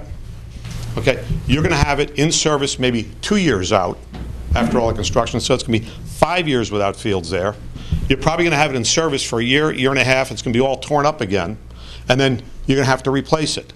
I've been the one who's been writing the checks on behalf of Hingham Youth Football, along with the folks from Little League, paying for Lynch Field. That number of about $30,000 to $35,000, a very accurate number. So what I'm looking at is where do we get our best return on the money? I'm turning to the building committee to make prudent decisions. Now, I don't recall, maybe I'm wrong, did anybody in this room talk to the building committee about what type of furniture they bought for the new school?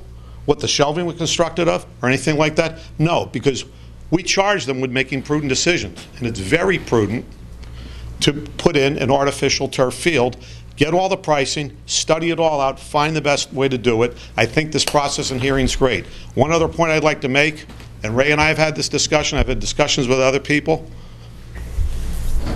I believe when you hear the numbers and you compare the numbers of the installation of an artificial turf field and the maintenance of it versus a natural grass field, when you do it, you don't compare 2 natural grass fields, you compare 3. That's based on my experience. That's based on in preparing for the debate over the Ward Street project back in, 2010? I surveyed 8 college athletic directors I know. And to a person, they all said, 1 artificial turf field takes the foot traffic of 3 natural grass fields. So do the 3x multiple times 30 to 35,000 versus our experience has been $5,000 to $6,000 a year with artificial turf fields, and the numbers play out. I think the payback is a lot quicker, and you have more usage. And one last thing not to forget, you'll get a lot of activity for the kids at the middle school. I think what they missed out on was not only gym class, there's a very active after-school program. Then you bring in any youth sports or high school sports over there. So it is the prudent way to go. Thank you. In the interest of time, let's take a couple more comments, but I think everybody's made some very good points. I suspect we're going to have to make a little room on the 19th to pick this up again. Ray, when do you think we will have some more solid numbers? There's no intention to have any solid numbers. Okay. The building committee is meeting next week on the 13th, but we haven't authorized any design. We don't intend to authorize any design until we go through this process. We're going through this process because folks indicated that they wanted to weigh in on it. Tim was certainly had concerns, which are valid concerns, and it made sense to come before the selectmen, to come before advisory, to come before the school committee, and to bring up this issue. You know, the numbers would come when design is done. Design wouldn't move forward until a decision is made to move forward. And the intention is that the building committee would vote on September 3rd whether to move forward with turf or not. At that point, design would be done if we were to move forward. and the costs could be known after that. Really, I agree with a lot of what Tim said, okay? I'm here to voice the desires and concerns of many residents in town, hundreds of residents in town who have approached me, and I happen to agree with them, that this project gives the town an opportunity to provide something that we have recent experience with, and it's positive experience. And it's an opportunity to make an investment in the community, and it's a sound investment under the circumstances because of the amount under budget that we find ourselves, because of the low cost of borrowing, and because of what the tax impact could be. It makes it a sound investment, in my opinion, for the town. Gentlemen? You want to talk? Does anybody else have think you any just questions? threw. Mike, Mike. I'd rather wait till they finish. Okay. Me too. You always set this so low. I'm telling you, it's made for me. Mike Barclay, 11 Cottage Street. I'd like to just respond to a couple of things that have been said. As many, if not all of you know, I spent 6 years on advisory committee.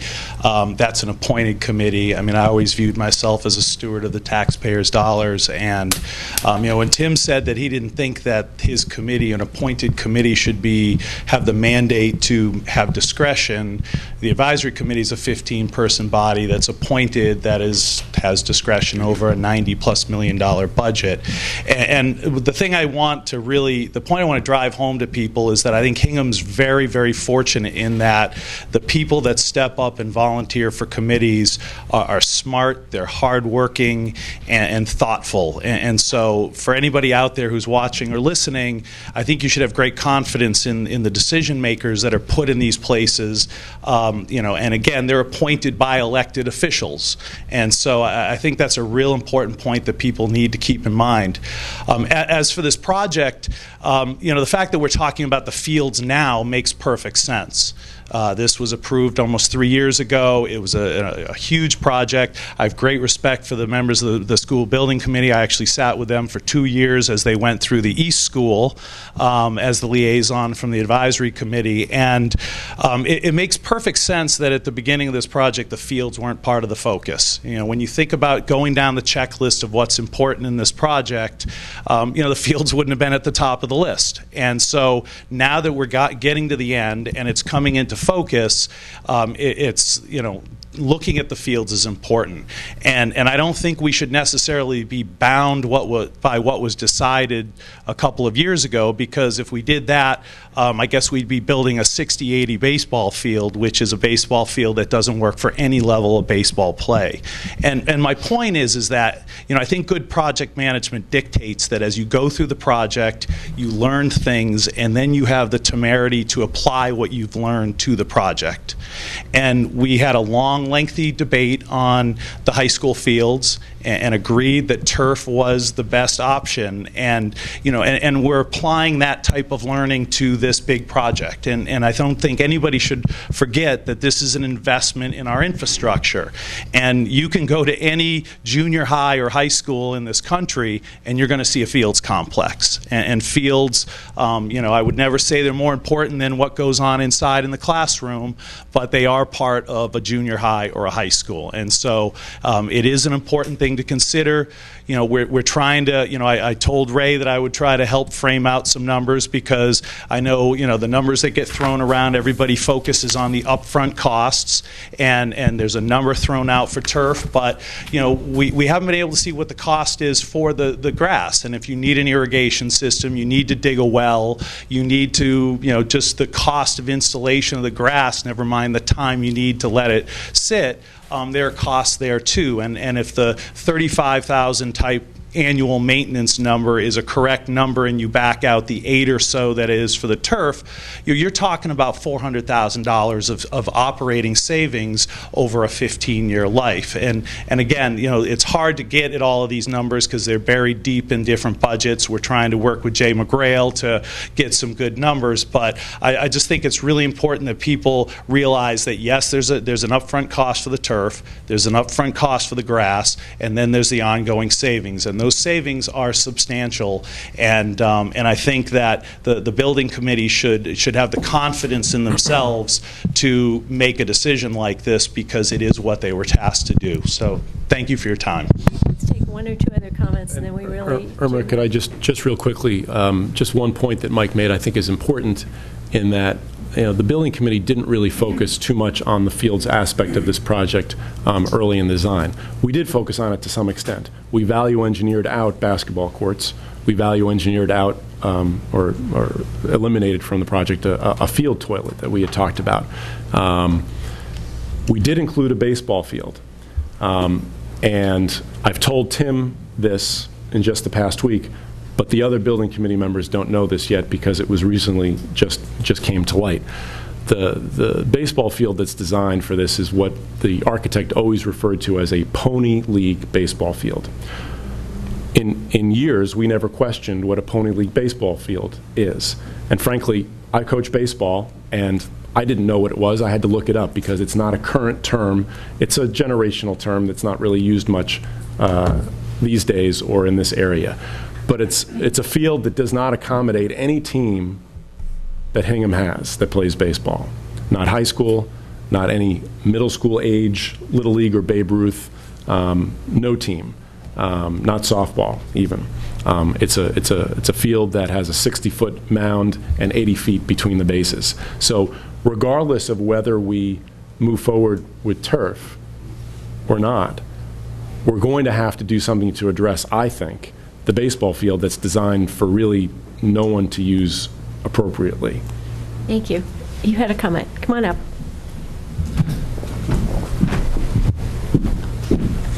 Good evening, Valerie Robin, 136 Downer Ave, Selectmen and Selectwoman and School Board. I sat through here and I had a couple of thoughts that I wanted to share and wanted people to think about. A few weeks ago, I was here with the whole aquarium presentation, and we were talking about the water ban.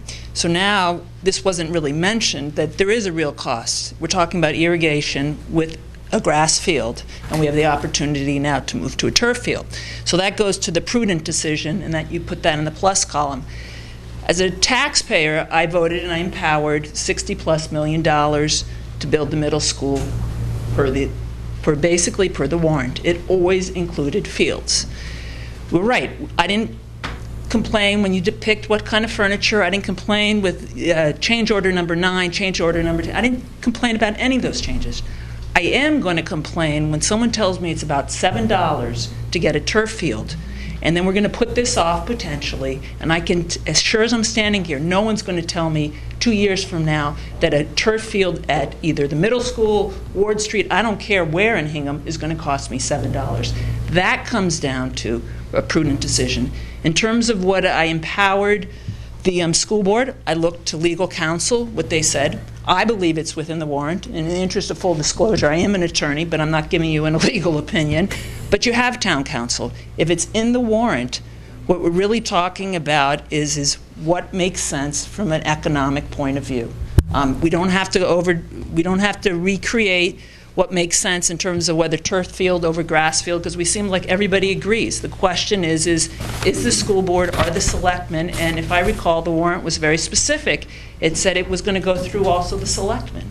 So if this is what you believe should be done, because it makes sense, please do it. Thank you. Excellent. Warren.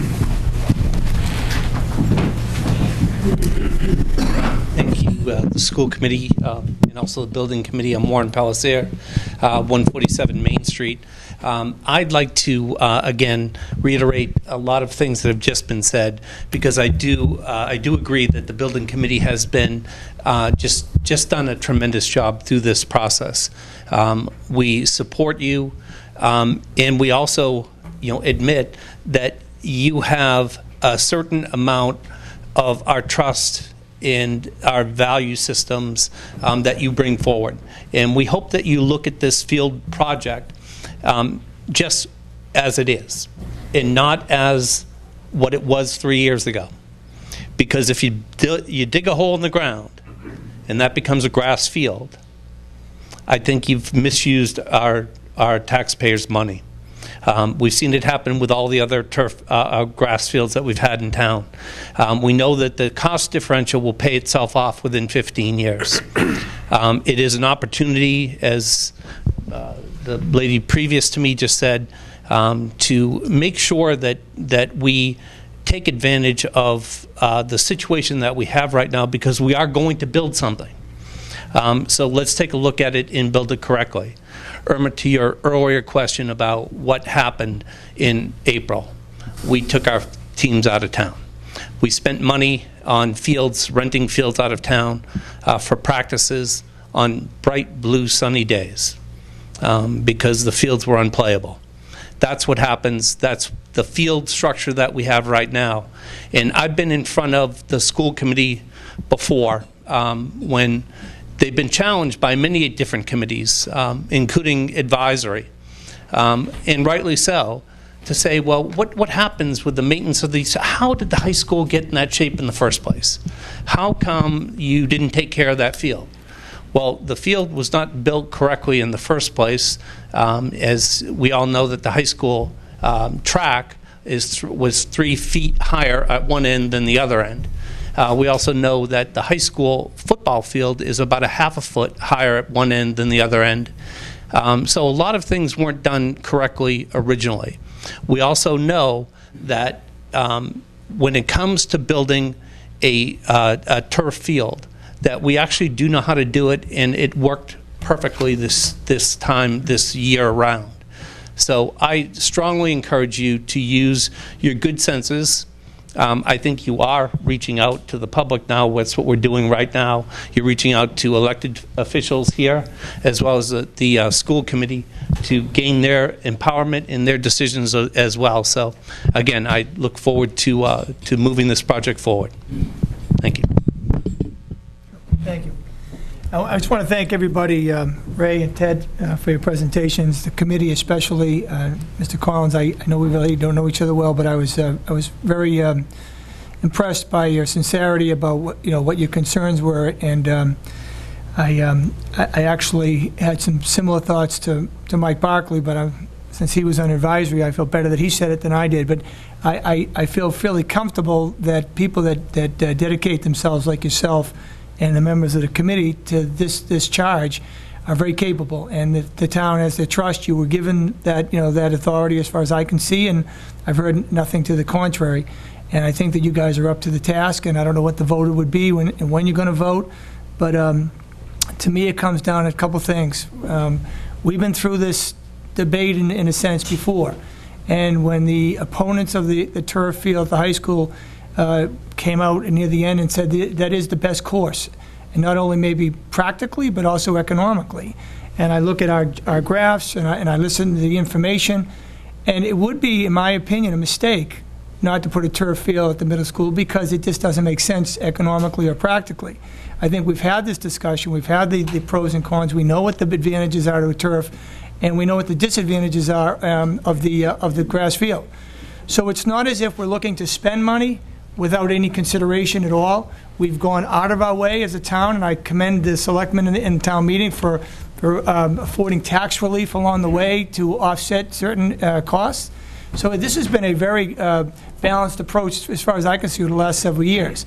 So my opinion is that this thing makes perfect sense practically, it makes perfect sense economically for this town, and it will be a win economically for the town if we do go down that road. And I'm only one individual. I'm a selectman, but I'm very happy to tell you that I think I would vote in favor of it and voice my opinion in favor of it 100%. My wife is on the school committee, and she took a vote that she had the legal right to do, and it resulted in town meeting reversing the vote that she took. It was a painful process. The following year, the school committee came before the town looking for an override, and one of the members of the building committee got up and represented to the town that the project was coming in under budget, and that would go to reduce the tax burden to the town. And we have a similar scenario here today. I'm not against turf, never have been. I've supported it every time it's come up.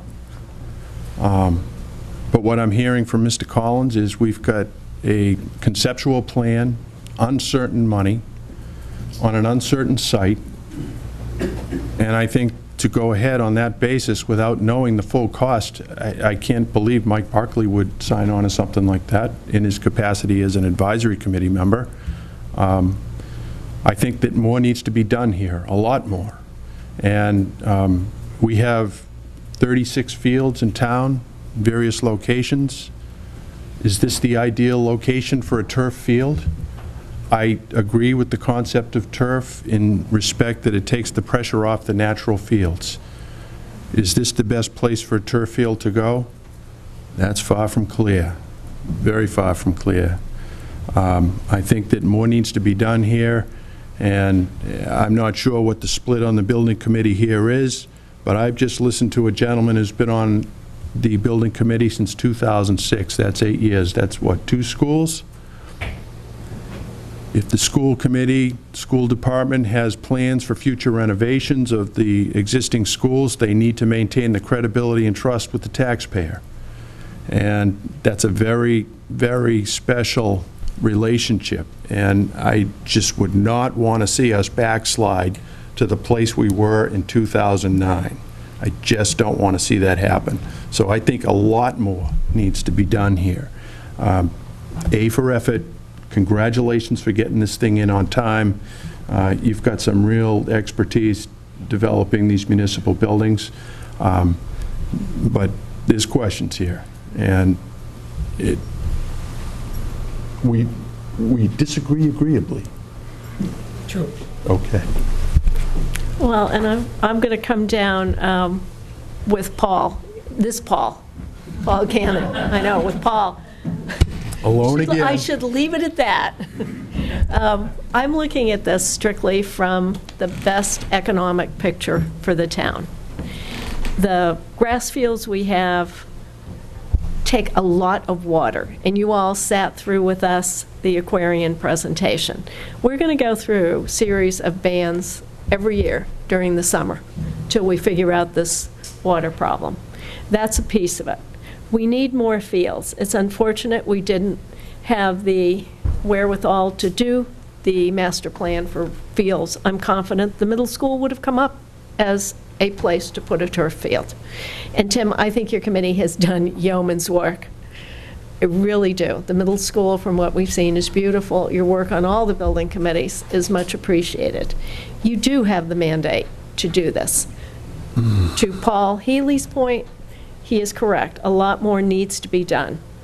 What I would say, I would certainly support a turf field given no additional money needs to be added, that the contingency would pay for it, that you don't have to come to the taxpayer and say, I need more than we appropriated.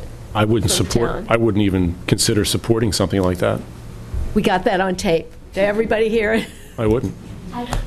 Well, and secondly, that at some point, we do need to address, and sooner is better than later, how are we going to fund the replacement for the turf field at the high school, for the turf field, the potential turf field at the middle school.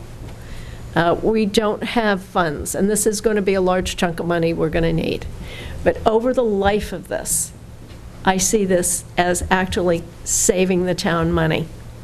And again, the trucking the kids out of town on buses, you're paying for a driver and a fully loaded salary of a driver, X amount of time, you're moving the kids back and forth. That's time. That's everybody's time, when it could be spent on a turf field. So I'm very much for pushing this thing forward and see where we go with it. I would like you all to come back with the design. And I hope you're not going to put in the pony ball field, just because. We should be very clear on that. I'm confident that we can size that to a Little League field for $0. Ray and I talked about it the other day. I agree that there's a miss on the sizing, but I am very confident with 0 or maybe even that, because it will be a smaller field. So I think we need to just leave that one aside respectfully, I would ask. Because So, thank you, Tim. And keep doing what you all are doing. So I think you've got 2 positives, 1 maybe? I think more needs to be done. Maybe. John Thomas, I've got to let him speak, and then we're going to have to wrap this up because we're running really late. John Thomas, Stoddard Road. Excuse me. If we don't know the cost of the field, how did we create the 2 bars at the bottom and only $7 difference? If it's 600,000 that makes that, or is it 1.3 million that makes that? He used 850. 850. Okay. I would merely ask. This board has already made it clear how you stand, and I appreciate Tim's comments. I think they're very enlightening.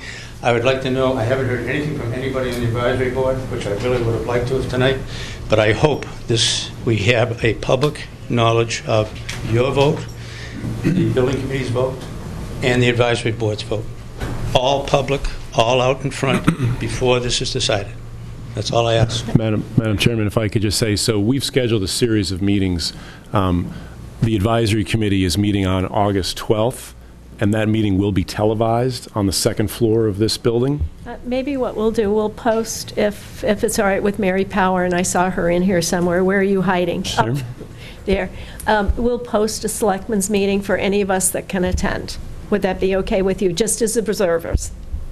Certainly. The advisory committee is meeting on Tuesday, August 12th. We will be further discussing this matter. We welcome comments from the public, and we will be taking a straw poll to be able to give the building committee some definitive feedback that will hopefully inform their decision-making. Okay, and then I'll tell you what, we'll put it on our agenda as an item for further discussion on the 19th, but I think you've heard how the 3 of us are leaning. We also have, the school committee is meeting on August 20th, and we'll take this matter up at their meeting in the school department conference room at 7:30. And as I said, the school building committee is meeting next Wednesday on the 13th at 7:30. There's no intention to discuss this matter at that point because we're in the middle of this process. And then school building committee will meet again on September 3rd, and that's when the thinking is that a vote would be taken. And if you can get us any additional information, it would be very much appreciated. Okay. Thank you all very much. Thank you for your patience. Tim, keep working. All right.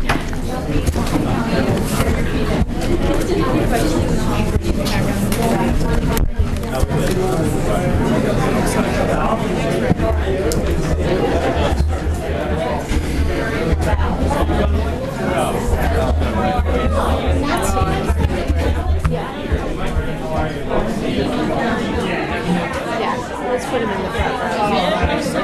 Just put it back on. It comes out after 2 hours. Sorry, I'm just going to get a quick refill of my water. Well said, too. But it's silly to waste. Honestly, I've talked to... I like turf fields. I put like 4 of them in town. That's not the question. But I'll be damned if I'm going to be reversed by town meeting vote because we did something that, pissed off the people. And I'm not... You know what? I didn't whip this out, but this came into me today. This like bummed me out because it's like I'm getting anonymous stuff. Did you get that too? No, I haven't gotten this one yet. Yeah. I mean, I don't like that. Is that it? Yeah. Wrong remote. We have 2 remotes. Yeah. I don't know. Can I get a copy of this? Sure. If I didn't? Sure. Bud. Nice to see you. Sarah? Hello. Vicki, my Hi, Bubba. apologies. How you doing? The technology which was... And I accept that. Yes. Yes. Oh, no, you are. Trust me. Sorry, the technology goblins got us. Nice job on that, by the way. Yeah, very nice job on that. That's going to be up on our website, right? If you like it. Yes. If we could put that, are we back? Yeah. Oh. Bob? Thank you. The presentation that Ted gave this evening on the tax impact of potentially the turf field will be up on our website for everybody to see, and I'd urge you to go read it and also observe all of the assumptions that will be on the document that's on the website. So now we're going to get to something that's much more fun. Vicki, do you want to come up and introduce your committee? And then we'll begin the interviews for the rec commissioner job. I'm Vicki Donlin, Recreation Chair, and with me this evening is my committee, Sarah Amelia, who's the Secretary of the Recreation Commission, and Bud Thorne, who is another Recreation Commissioner. And our Director, Mark Thorell, is here as well. Thank you, Mark. And we're here this evening to fill a position for Tom Bellier, who has been appointed to the Advisory Commission. And we're absolutely delighted that that has happened. He will do an awesome job. Thank you. And I do need to let you know that we have already, our meeting is already in order so that we can proceed. Thank you. Excellent. Shall we get the first? Are we doing Elizabeth first? Yes. And she's here. Come up, Elizabeth. Come on up. Join us up here.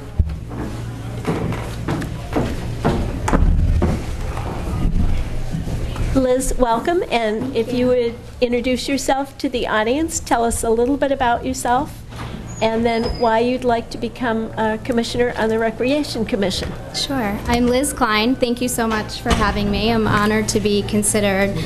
The primary reason that I was so excited that this position was even available is my dedication to the town. I love Hingham. My husband and I searched high and low, as north as Newburyport, as south as Marshfield, and really just fell in love with Hingham and are thrilled to be here to raise our family. And over the past several years, I've had the opportunity to get involved in the town, and I love the community. I've had the pleasure of serving on the Newcomers Board, the Mothers Club Board, the 375th Anniversary Committee, as well as PTOs and so forth. So I love being part of the community and giving back, and I feel like this is just another opportunity to be more involved in the town at this level and involved in the Rec Commission.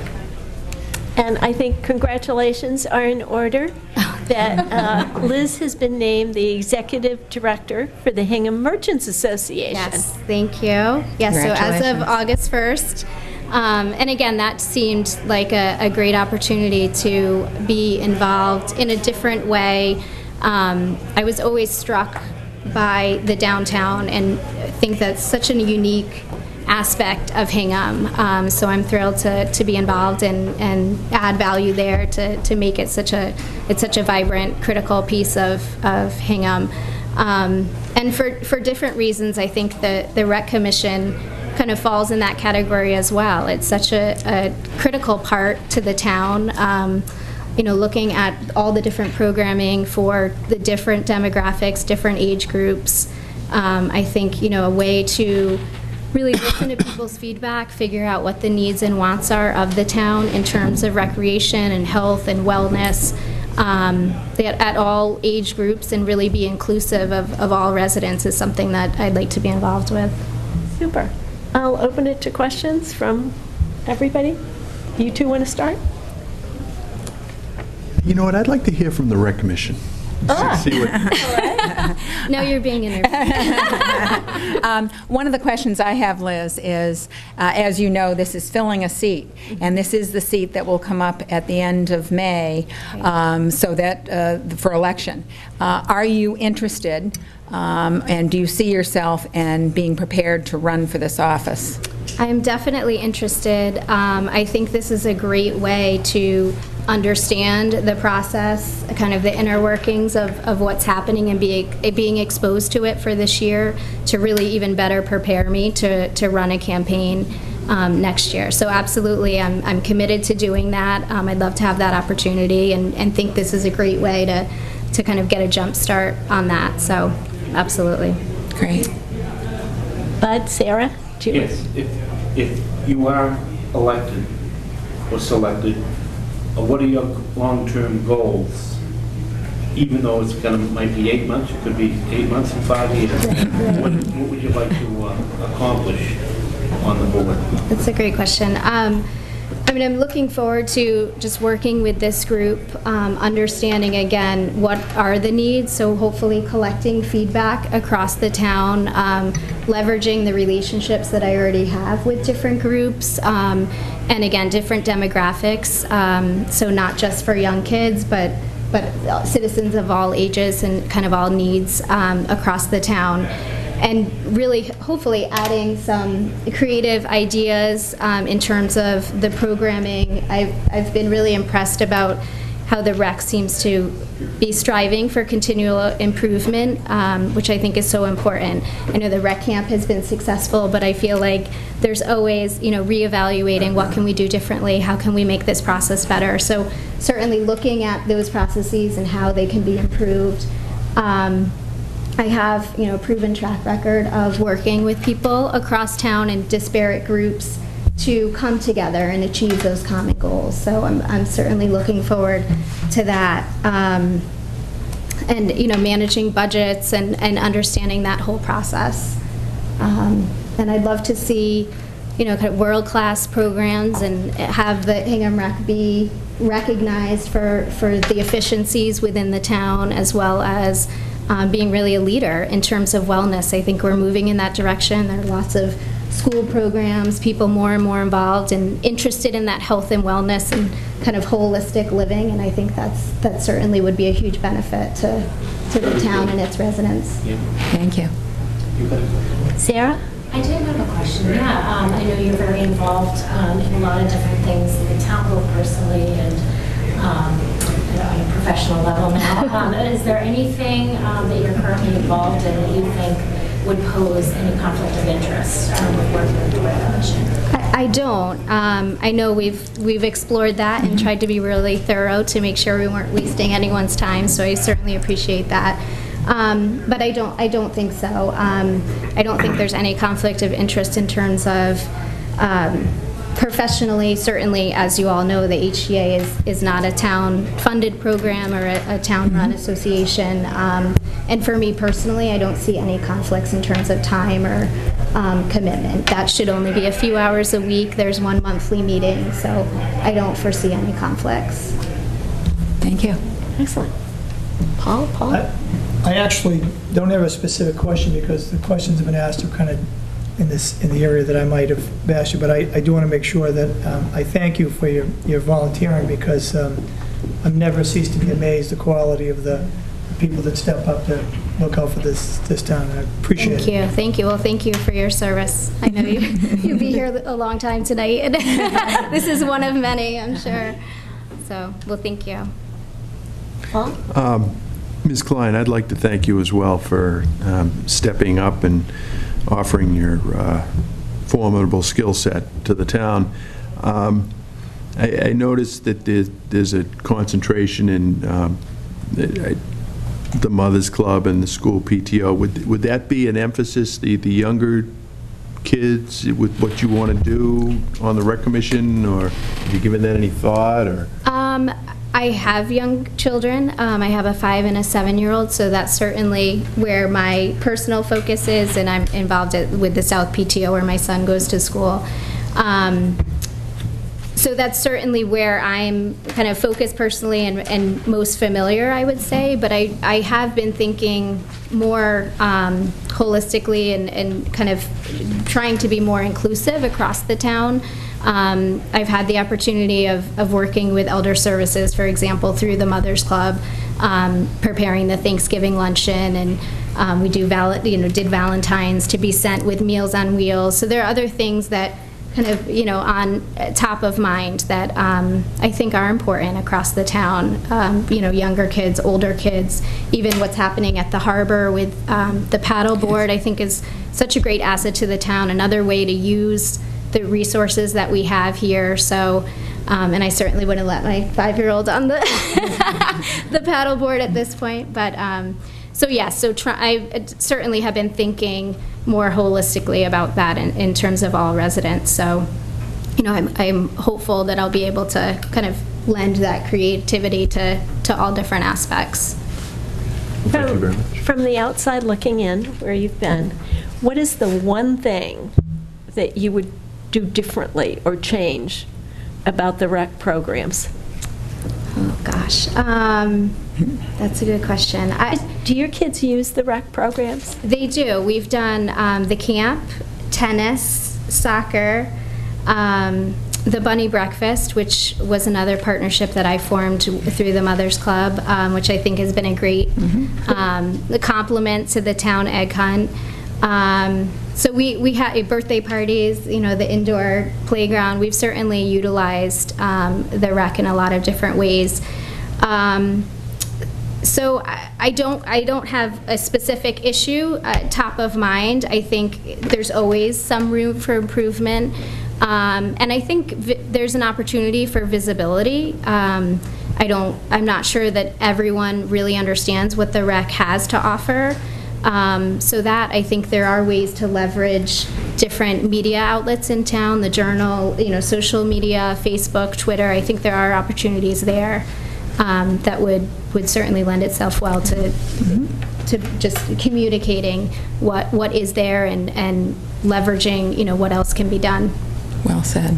Thank you. Very well said. What else? Bud, Sarah, Vicki? Sure. I'm all set. I think she did a wonderful job. That was well said. Visibility is on the top of our list. That's why we're coming to the board in a couple of weeks. Okay. Good. Well, thank you. Appreciate your time. Thank you so much. Thank you very much, Liz. We appreciate it. yours too, Liz. Thank you so much. Thank you.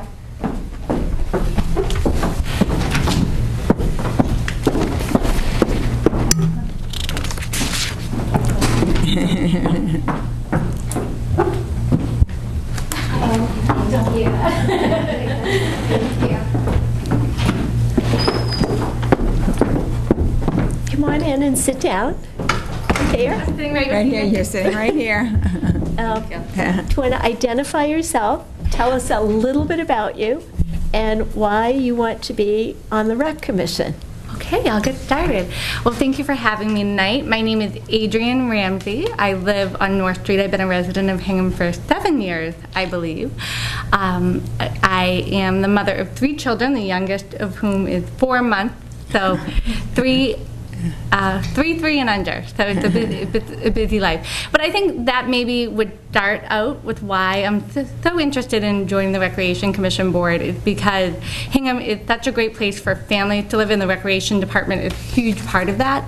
I was very involved in the Rec Department previously. I worked at the Rec Department from 2002 until 2012, so for about 10 years I was working there on and off in the fitness room, and I was one of the founding members of the spinning program that is so popular. And I also started the program where I ran a training program for the Hingham Road Race that lasted 2 years. Unfortunately, I didn't go 3rd year because I was pregnant with my second child, and he was born on July 4th, so I unfortunately could not, I was very pregnant and could not actually train people for the road race that year. So I really miss being involved with the rec department. I had done it for a number of years, and it's been great since even I stopped my involvement about 2 years ago to see how much the department has grown under Mark's leadership and the board. So just to me, it's an opportunity to come back. Vicki, do you want to start? Again, I'm going to open with the same question. You're filling a seat of a commissioner whose term will run out in May, and it's important to the rec department to understand, would you be prepared or be interested in running for this seat should you be appointed for it? Absolutely. I knew going into this meeting tonight that the seat would be open, and it would be a short appointment, for lack of a better word. So that would be something that I would be prepared to do to I guess, to defend the seat, if that's the right word, if I were so appointed to it. Great, thank you. Bud and Sarah, Yes. questions? Whether you're going to fill out the remaining 8 months of the term, and if you are selected tonight and you do happen to win in the spring, what would your long-term goals be for the rec? I mean, I think that the rec certainly, and even just in the past 2 years, has expanded, and it would be to really provide the support as a commissioner with that expansion, whether it be with helping Mark create new ideas, but also giving him the support to actually bring those ideas to light. One thing that I see in particular, being the mother of 3 very small children, is that the rec has a lot of program for the elementary school set, but not as much for the toddler program. So I can tell you, in this terribly snowy winter, every time there was the indoor play space, Sarah's looking at me like, yes, at the rec department, that we were there. The Ramseys were there maybe even twice in a day when it was open. We would pay for it. So I think that filled a huge hole that was in Hingham, and perhaps, a long-term goal would be, how can we, maybe these young families, such as myself, it's a selfish answer, but there is definitely a need, I think, for more toddler programs. Sarah? So you are, like many of us, involved in a lot of different things, both personally and professionally, and we're wondering if there's anything that you foresee as a conflict working with the Rec Commission. So I know it has been mentioned to me that perhaps my involvement with the Hingham Community Center Board is a conflict, and I've thought a lot about that. I do think the board can be complementary to each other, but I also understand that filling the position of an elected office, that I would be responsible to the constituents. So that would be something that, should I be appointed, that I would resign from that board. Paul? Adrian, so nice to see you again. Nice to see you too, Paul. My grandson is in one of those programs right now, and he's 3. So I was intrigued by your interest in the toddler program. I mean, how young an age would you envision the Recreation Commission getting in the mix, so to speak? No, I mean, I have, certainly we'd have to do what's appropriate and what the resources were. But certainly, I think there's room to have, art classes for the children from 18 months old. They're not perhaps the most artistic, but they think they're really good at it, and they like it. They like to do it very much. So I do see that there. Right now I know, because I was looking at the registration myself, that Little Kickers will be starting, and that certainly will be something I'll have my children enroll in. But I do see that children from that 18 months on, that there are ways to get them involved. My son was just about 17 months when we started going to indoor play space, and he had no problem hanging with the big kids, so to speak, at it. Very good, thank you. Paul? Just maybe more of a comment than a question, but you're free to speak on it. I want to thank you, first of all, for volunteering for this position. As I told the other candidates, it is amazing. We're fortunate to have such qualified people. So I would say this, I'm very impressed of your prior service with the rec department. It gives me some confidence that you'll be able to hit the ground running if you are fit to that position. And I also, when I think of the person you may be replacing, and the discussions we had about his commitment to affordable programming for people in the town, and I noticed you put that in your letter, and I'm very impressed by that. Oh, thank you. I have to say that, when I was on harbor development, I really liked being involved, and I was able to really head up Coastal Sweep, which cleaned up the bathing beach and near the Iron Soldier, that area. But, when I had my first child, I was like, oh my goodness, what is happening here? I have this little baby to take care of. Now with the third, I'm an old hat when it comes to children and taking care of them. I'm not perfect by any means at all. I'm definitely not perfect. But, I am looking forward to hopefully getting involved again. Adrian, a couple things. Your resume is amazing. I had no idea you started the spinning program. And also the training for the 4th of July road race. I did that. I loved doing that program. It was one of my most favorite things. Should you get in? Would you start? You guys are cold. He's already, for old folks. Could you start a training program? This one already runs it. So in my first year, I had a father and daughter, and Tara the daughter.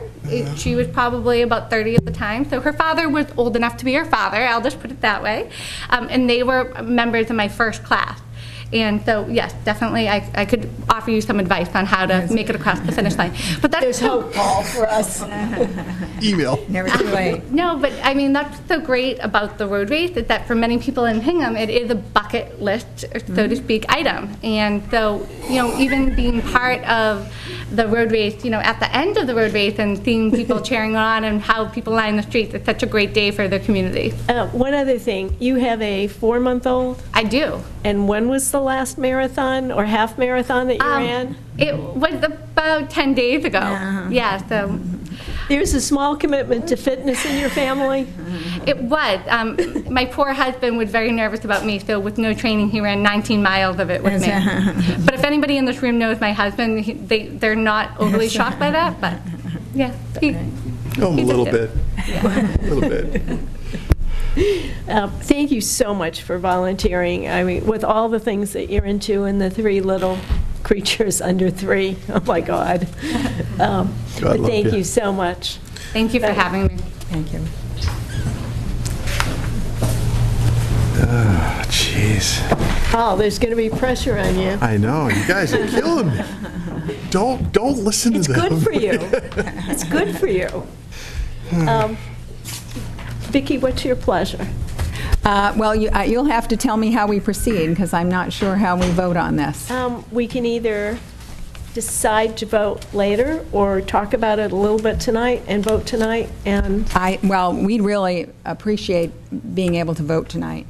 I think we have 2 solid candidates. I don't think there's any question that both of them are qualified for the job. And I mean, I think that we've given some thought and worked through this, because obviously we've had their resumes. So I think we're ready to vote. And if you have comments, we'd love to hear them as well. But I think we have 2 fine candidates, and we feel very confident.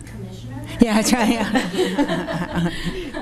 Yeah. It's you 3 and us 3. Okay. So, you gentlemen? I've known Adrian a long time. And I love her enthusiasm and her drive, and I've served with Bill, so I'm very comfortable with Adrian Ramsey. I'll just say this, that again, they're both very qualified. It is not an easy decision in the sense that you never want to have to just pick one of 2 so qualified, but I was impressed with the fact that Adrian has experience with the department. I think she'll be able to hit the ground running, and I do like her commitment to affordable programming. It's something that hit home with me when I heard that previously, so I would vote Adrian. Okay. And that was very high on my list with Adrian. But then knowing that she's into everything and the commitment to physical fitness at all ages. Yes, and the fact that I did not know she had started the spinning program. So to do something like that is phenomenal, and you all are doing yeoman's work. And with Mark, I think either of them would be a terrific addition, but my pick would be Adrian. Okay. And I think I can speak for the commission in that we would agree with you, and that I think we can offer the appointment to Adrian. Well, we got to take 2 votes. Do we need 2 votes? No, just 1 vote. Just 1 vote? I'll move Betty, it's 1 vote. It's 1 vote, it's a roll call vote of all the remaining members of the Rec Commission and the Board of Selectmen. Okay, shall we start with the Rec Commission? All right. Do you want each of us to Yes, roll call. Yeah. Yeah, I'll support Adrian. They are 2 great candidates. Terrific. First night I met Ms. Klein, she'd be, I wish we did have 6 rec commissioners. And I've known Billy for years, and Adrian's done so much for the rec over the last 10, 12 years. She'd be a great addition. I'm going to vote for Adrian. And I also will vote for Adrian. I think she'll be a great addition to our team. So very happy with that vote. Adrian Ramsey. And you already said Adrian. Adrian Ramsey. So let it be unanimous. Wonderful. I'd like to just postscript, though, our thanks to Ms. Klein for stepping forward. I thought she made the decision harder. Absolutely. Yes. I feel very lucky that we had such amazing interest for our commission.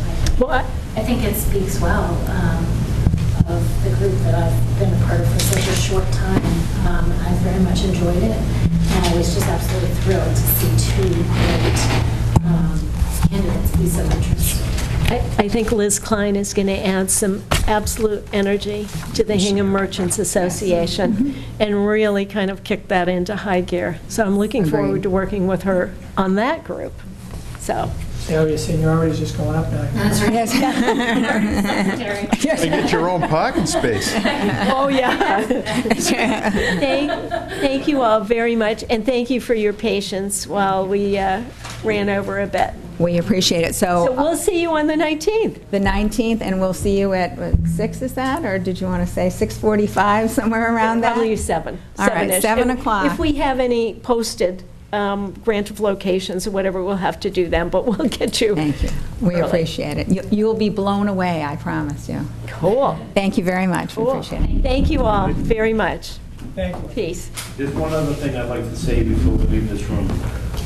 The town doesn't even realize what they have in Mark Well. He is a tremendous compliment to the town. Everything he does, and he considers everybody. He's absolutely the best thing that we could hope for, and I hope he stays for a long time. So do we. So do we. Thank you, Mark. Thank you all very much. Okay, we have a couple votes left. Contracts. Yep, the 2 contracts. Ted, we did a lot of the votes while we were... Okay. Okay. Do you want to do the Randy? Sure. 2 pieces of equipment? Sure. I'll move to approve the agreement between the Town of Hingham and Woodco Machinery for a 2013 Volvo L70G 3.25 yard front-end loader in the amount of $99,000. Second. Any further discussion? Ted, do you want to shed any light on this? These are the standard capital purchases that Okay. are part of the program for this year. My only one question is, why was, and we did get this straightened out today, thanks to Sharon and Randy, why didn't they buy a 2014 one, other than they got a better deal on the 2013? That's my understanding. Okay. Any further discussion? All in favor? Aye. Any opposed? You get the next one. I'll move to approve the agreement between the Town of Hingham and Turf Products Corp.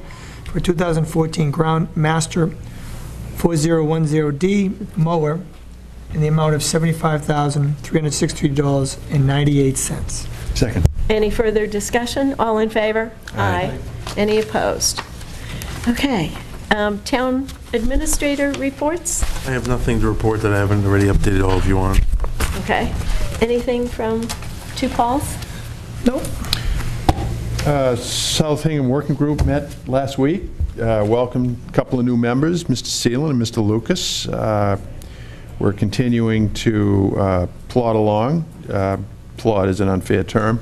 But we are having a very interesting discussion with respect to marketing at the upcoming meeting, and I'd encourage, although the meetings are well attended, we'll see if we can get it on cable.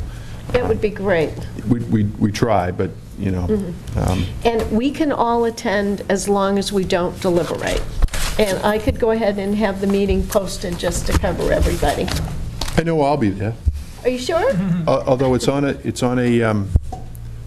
Tuesday night in the end of September, so presumably the meeting times are going to revert to their earlier schedule. Okay, super. Great.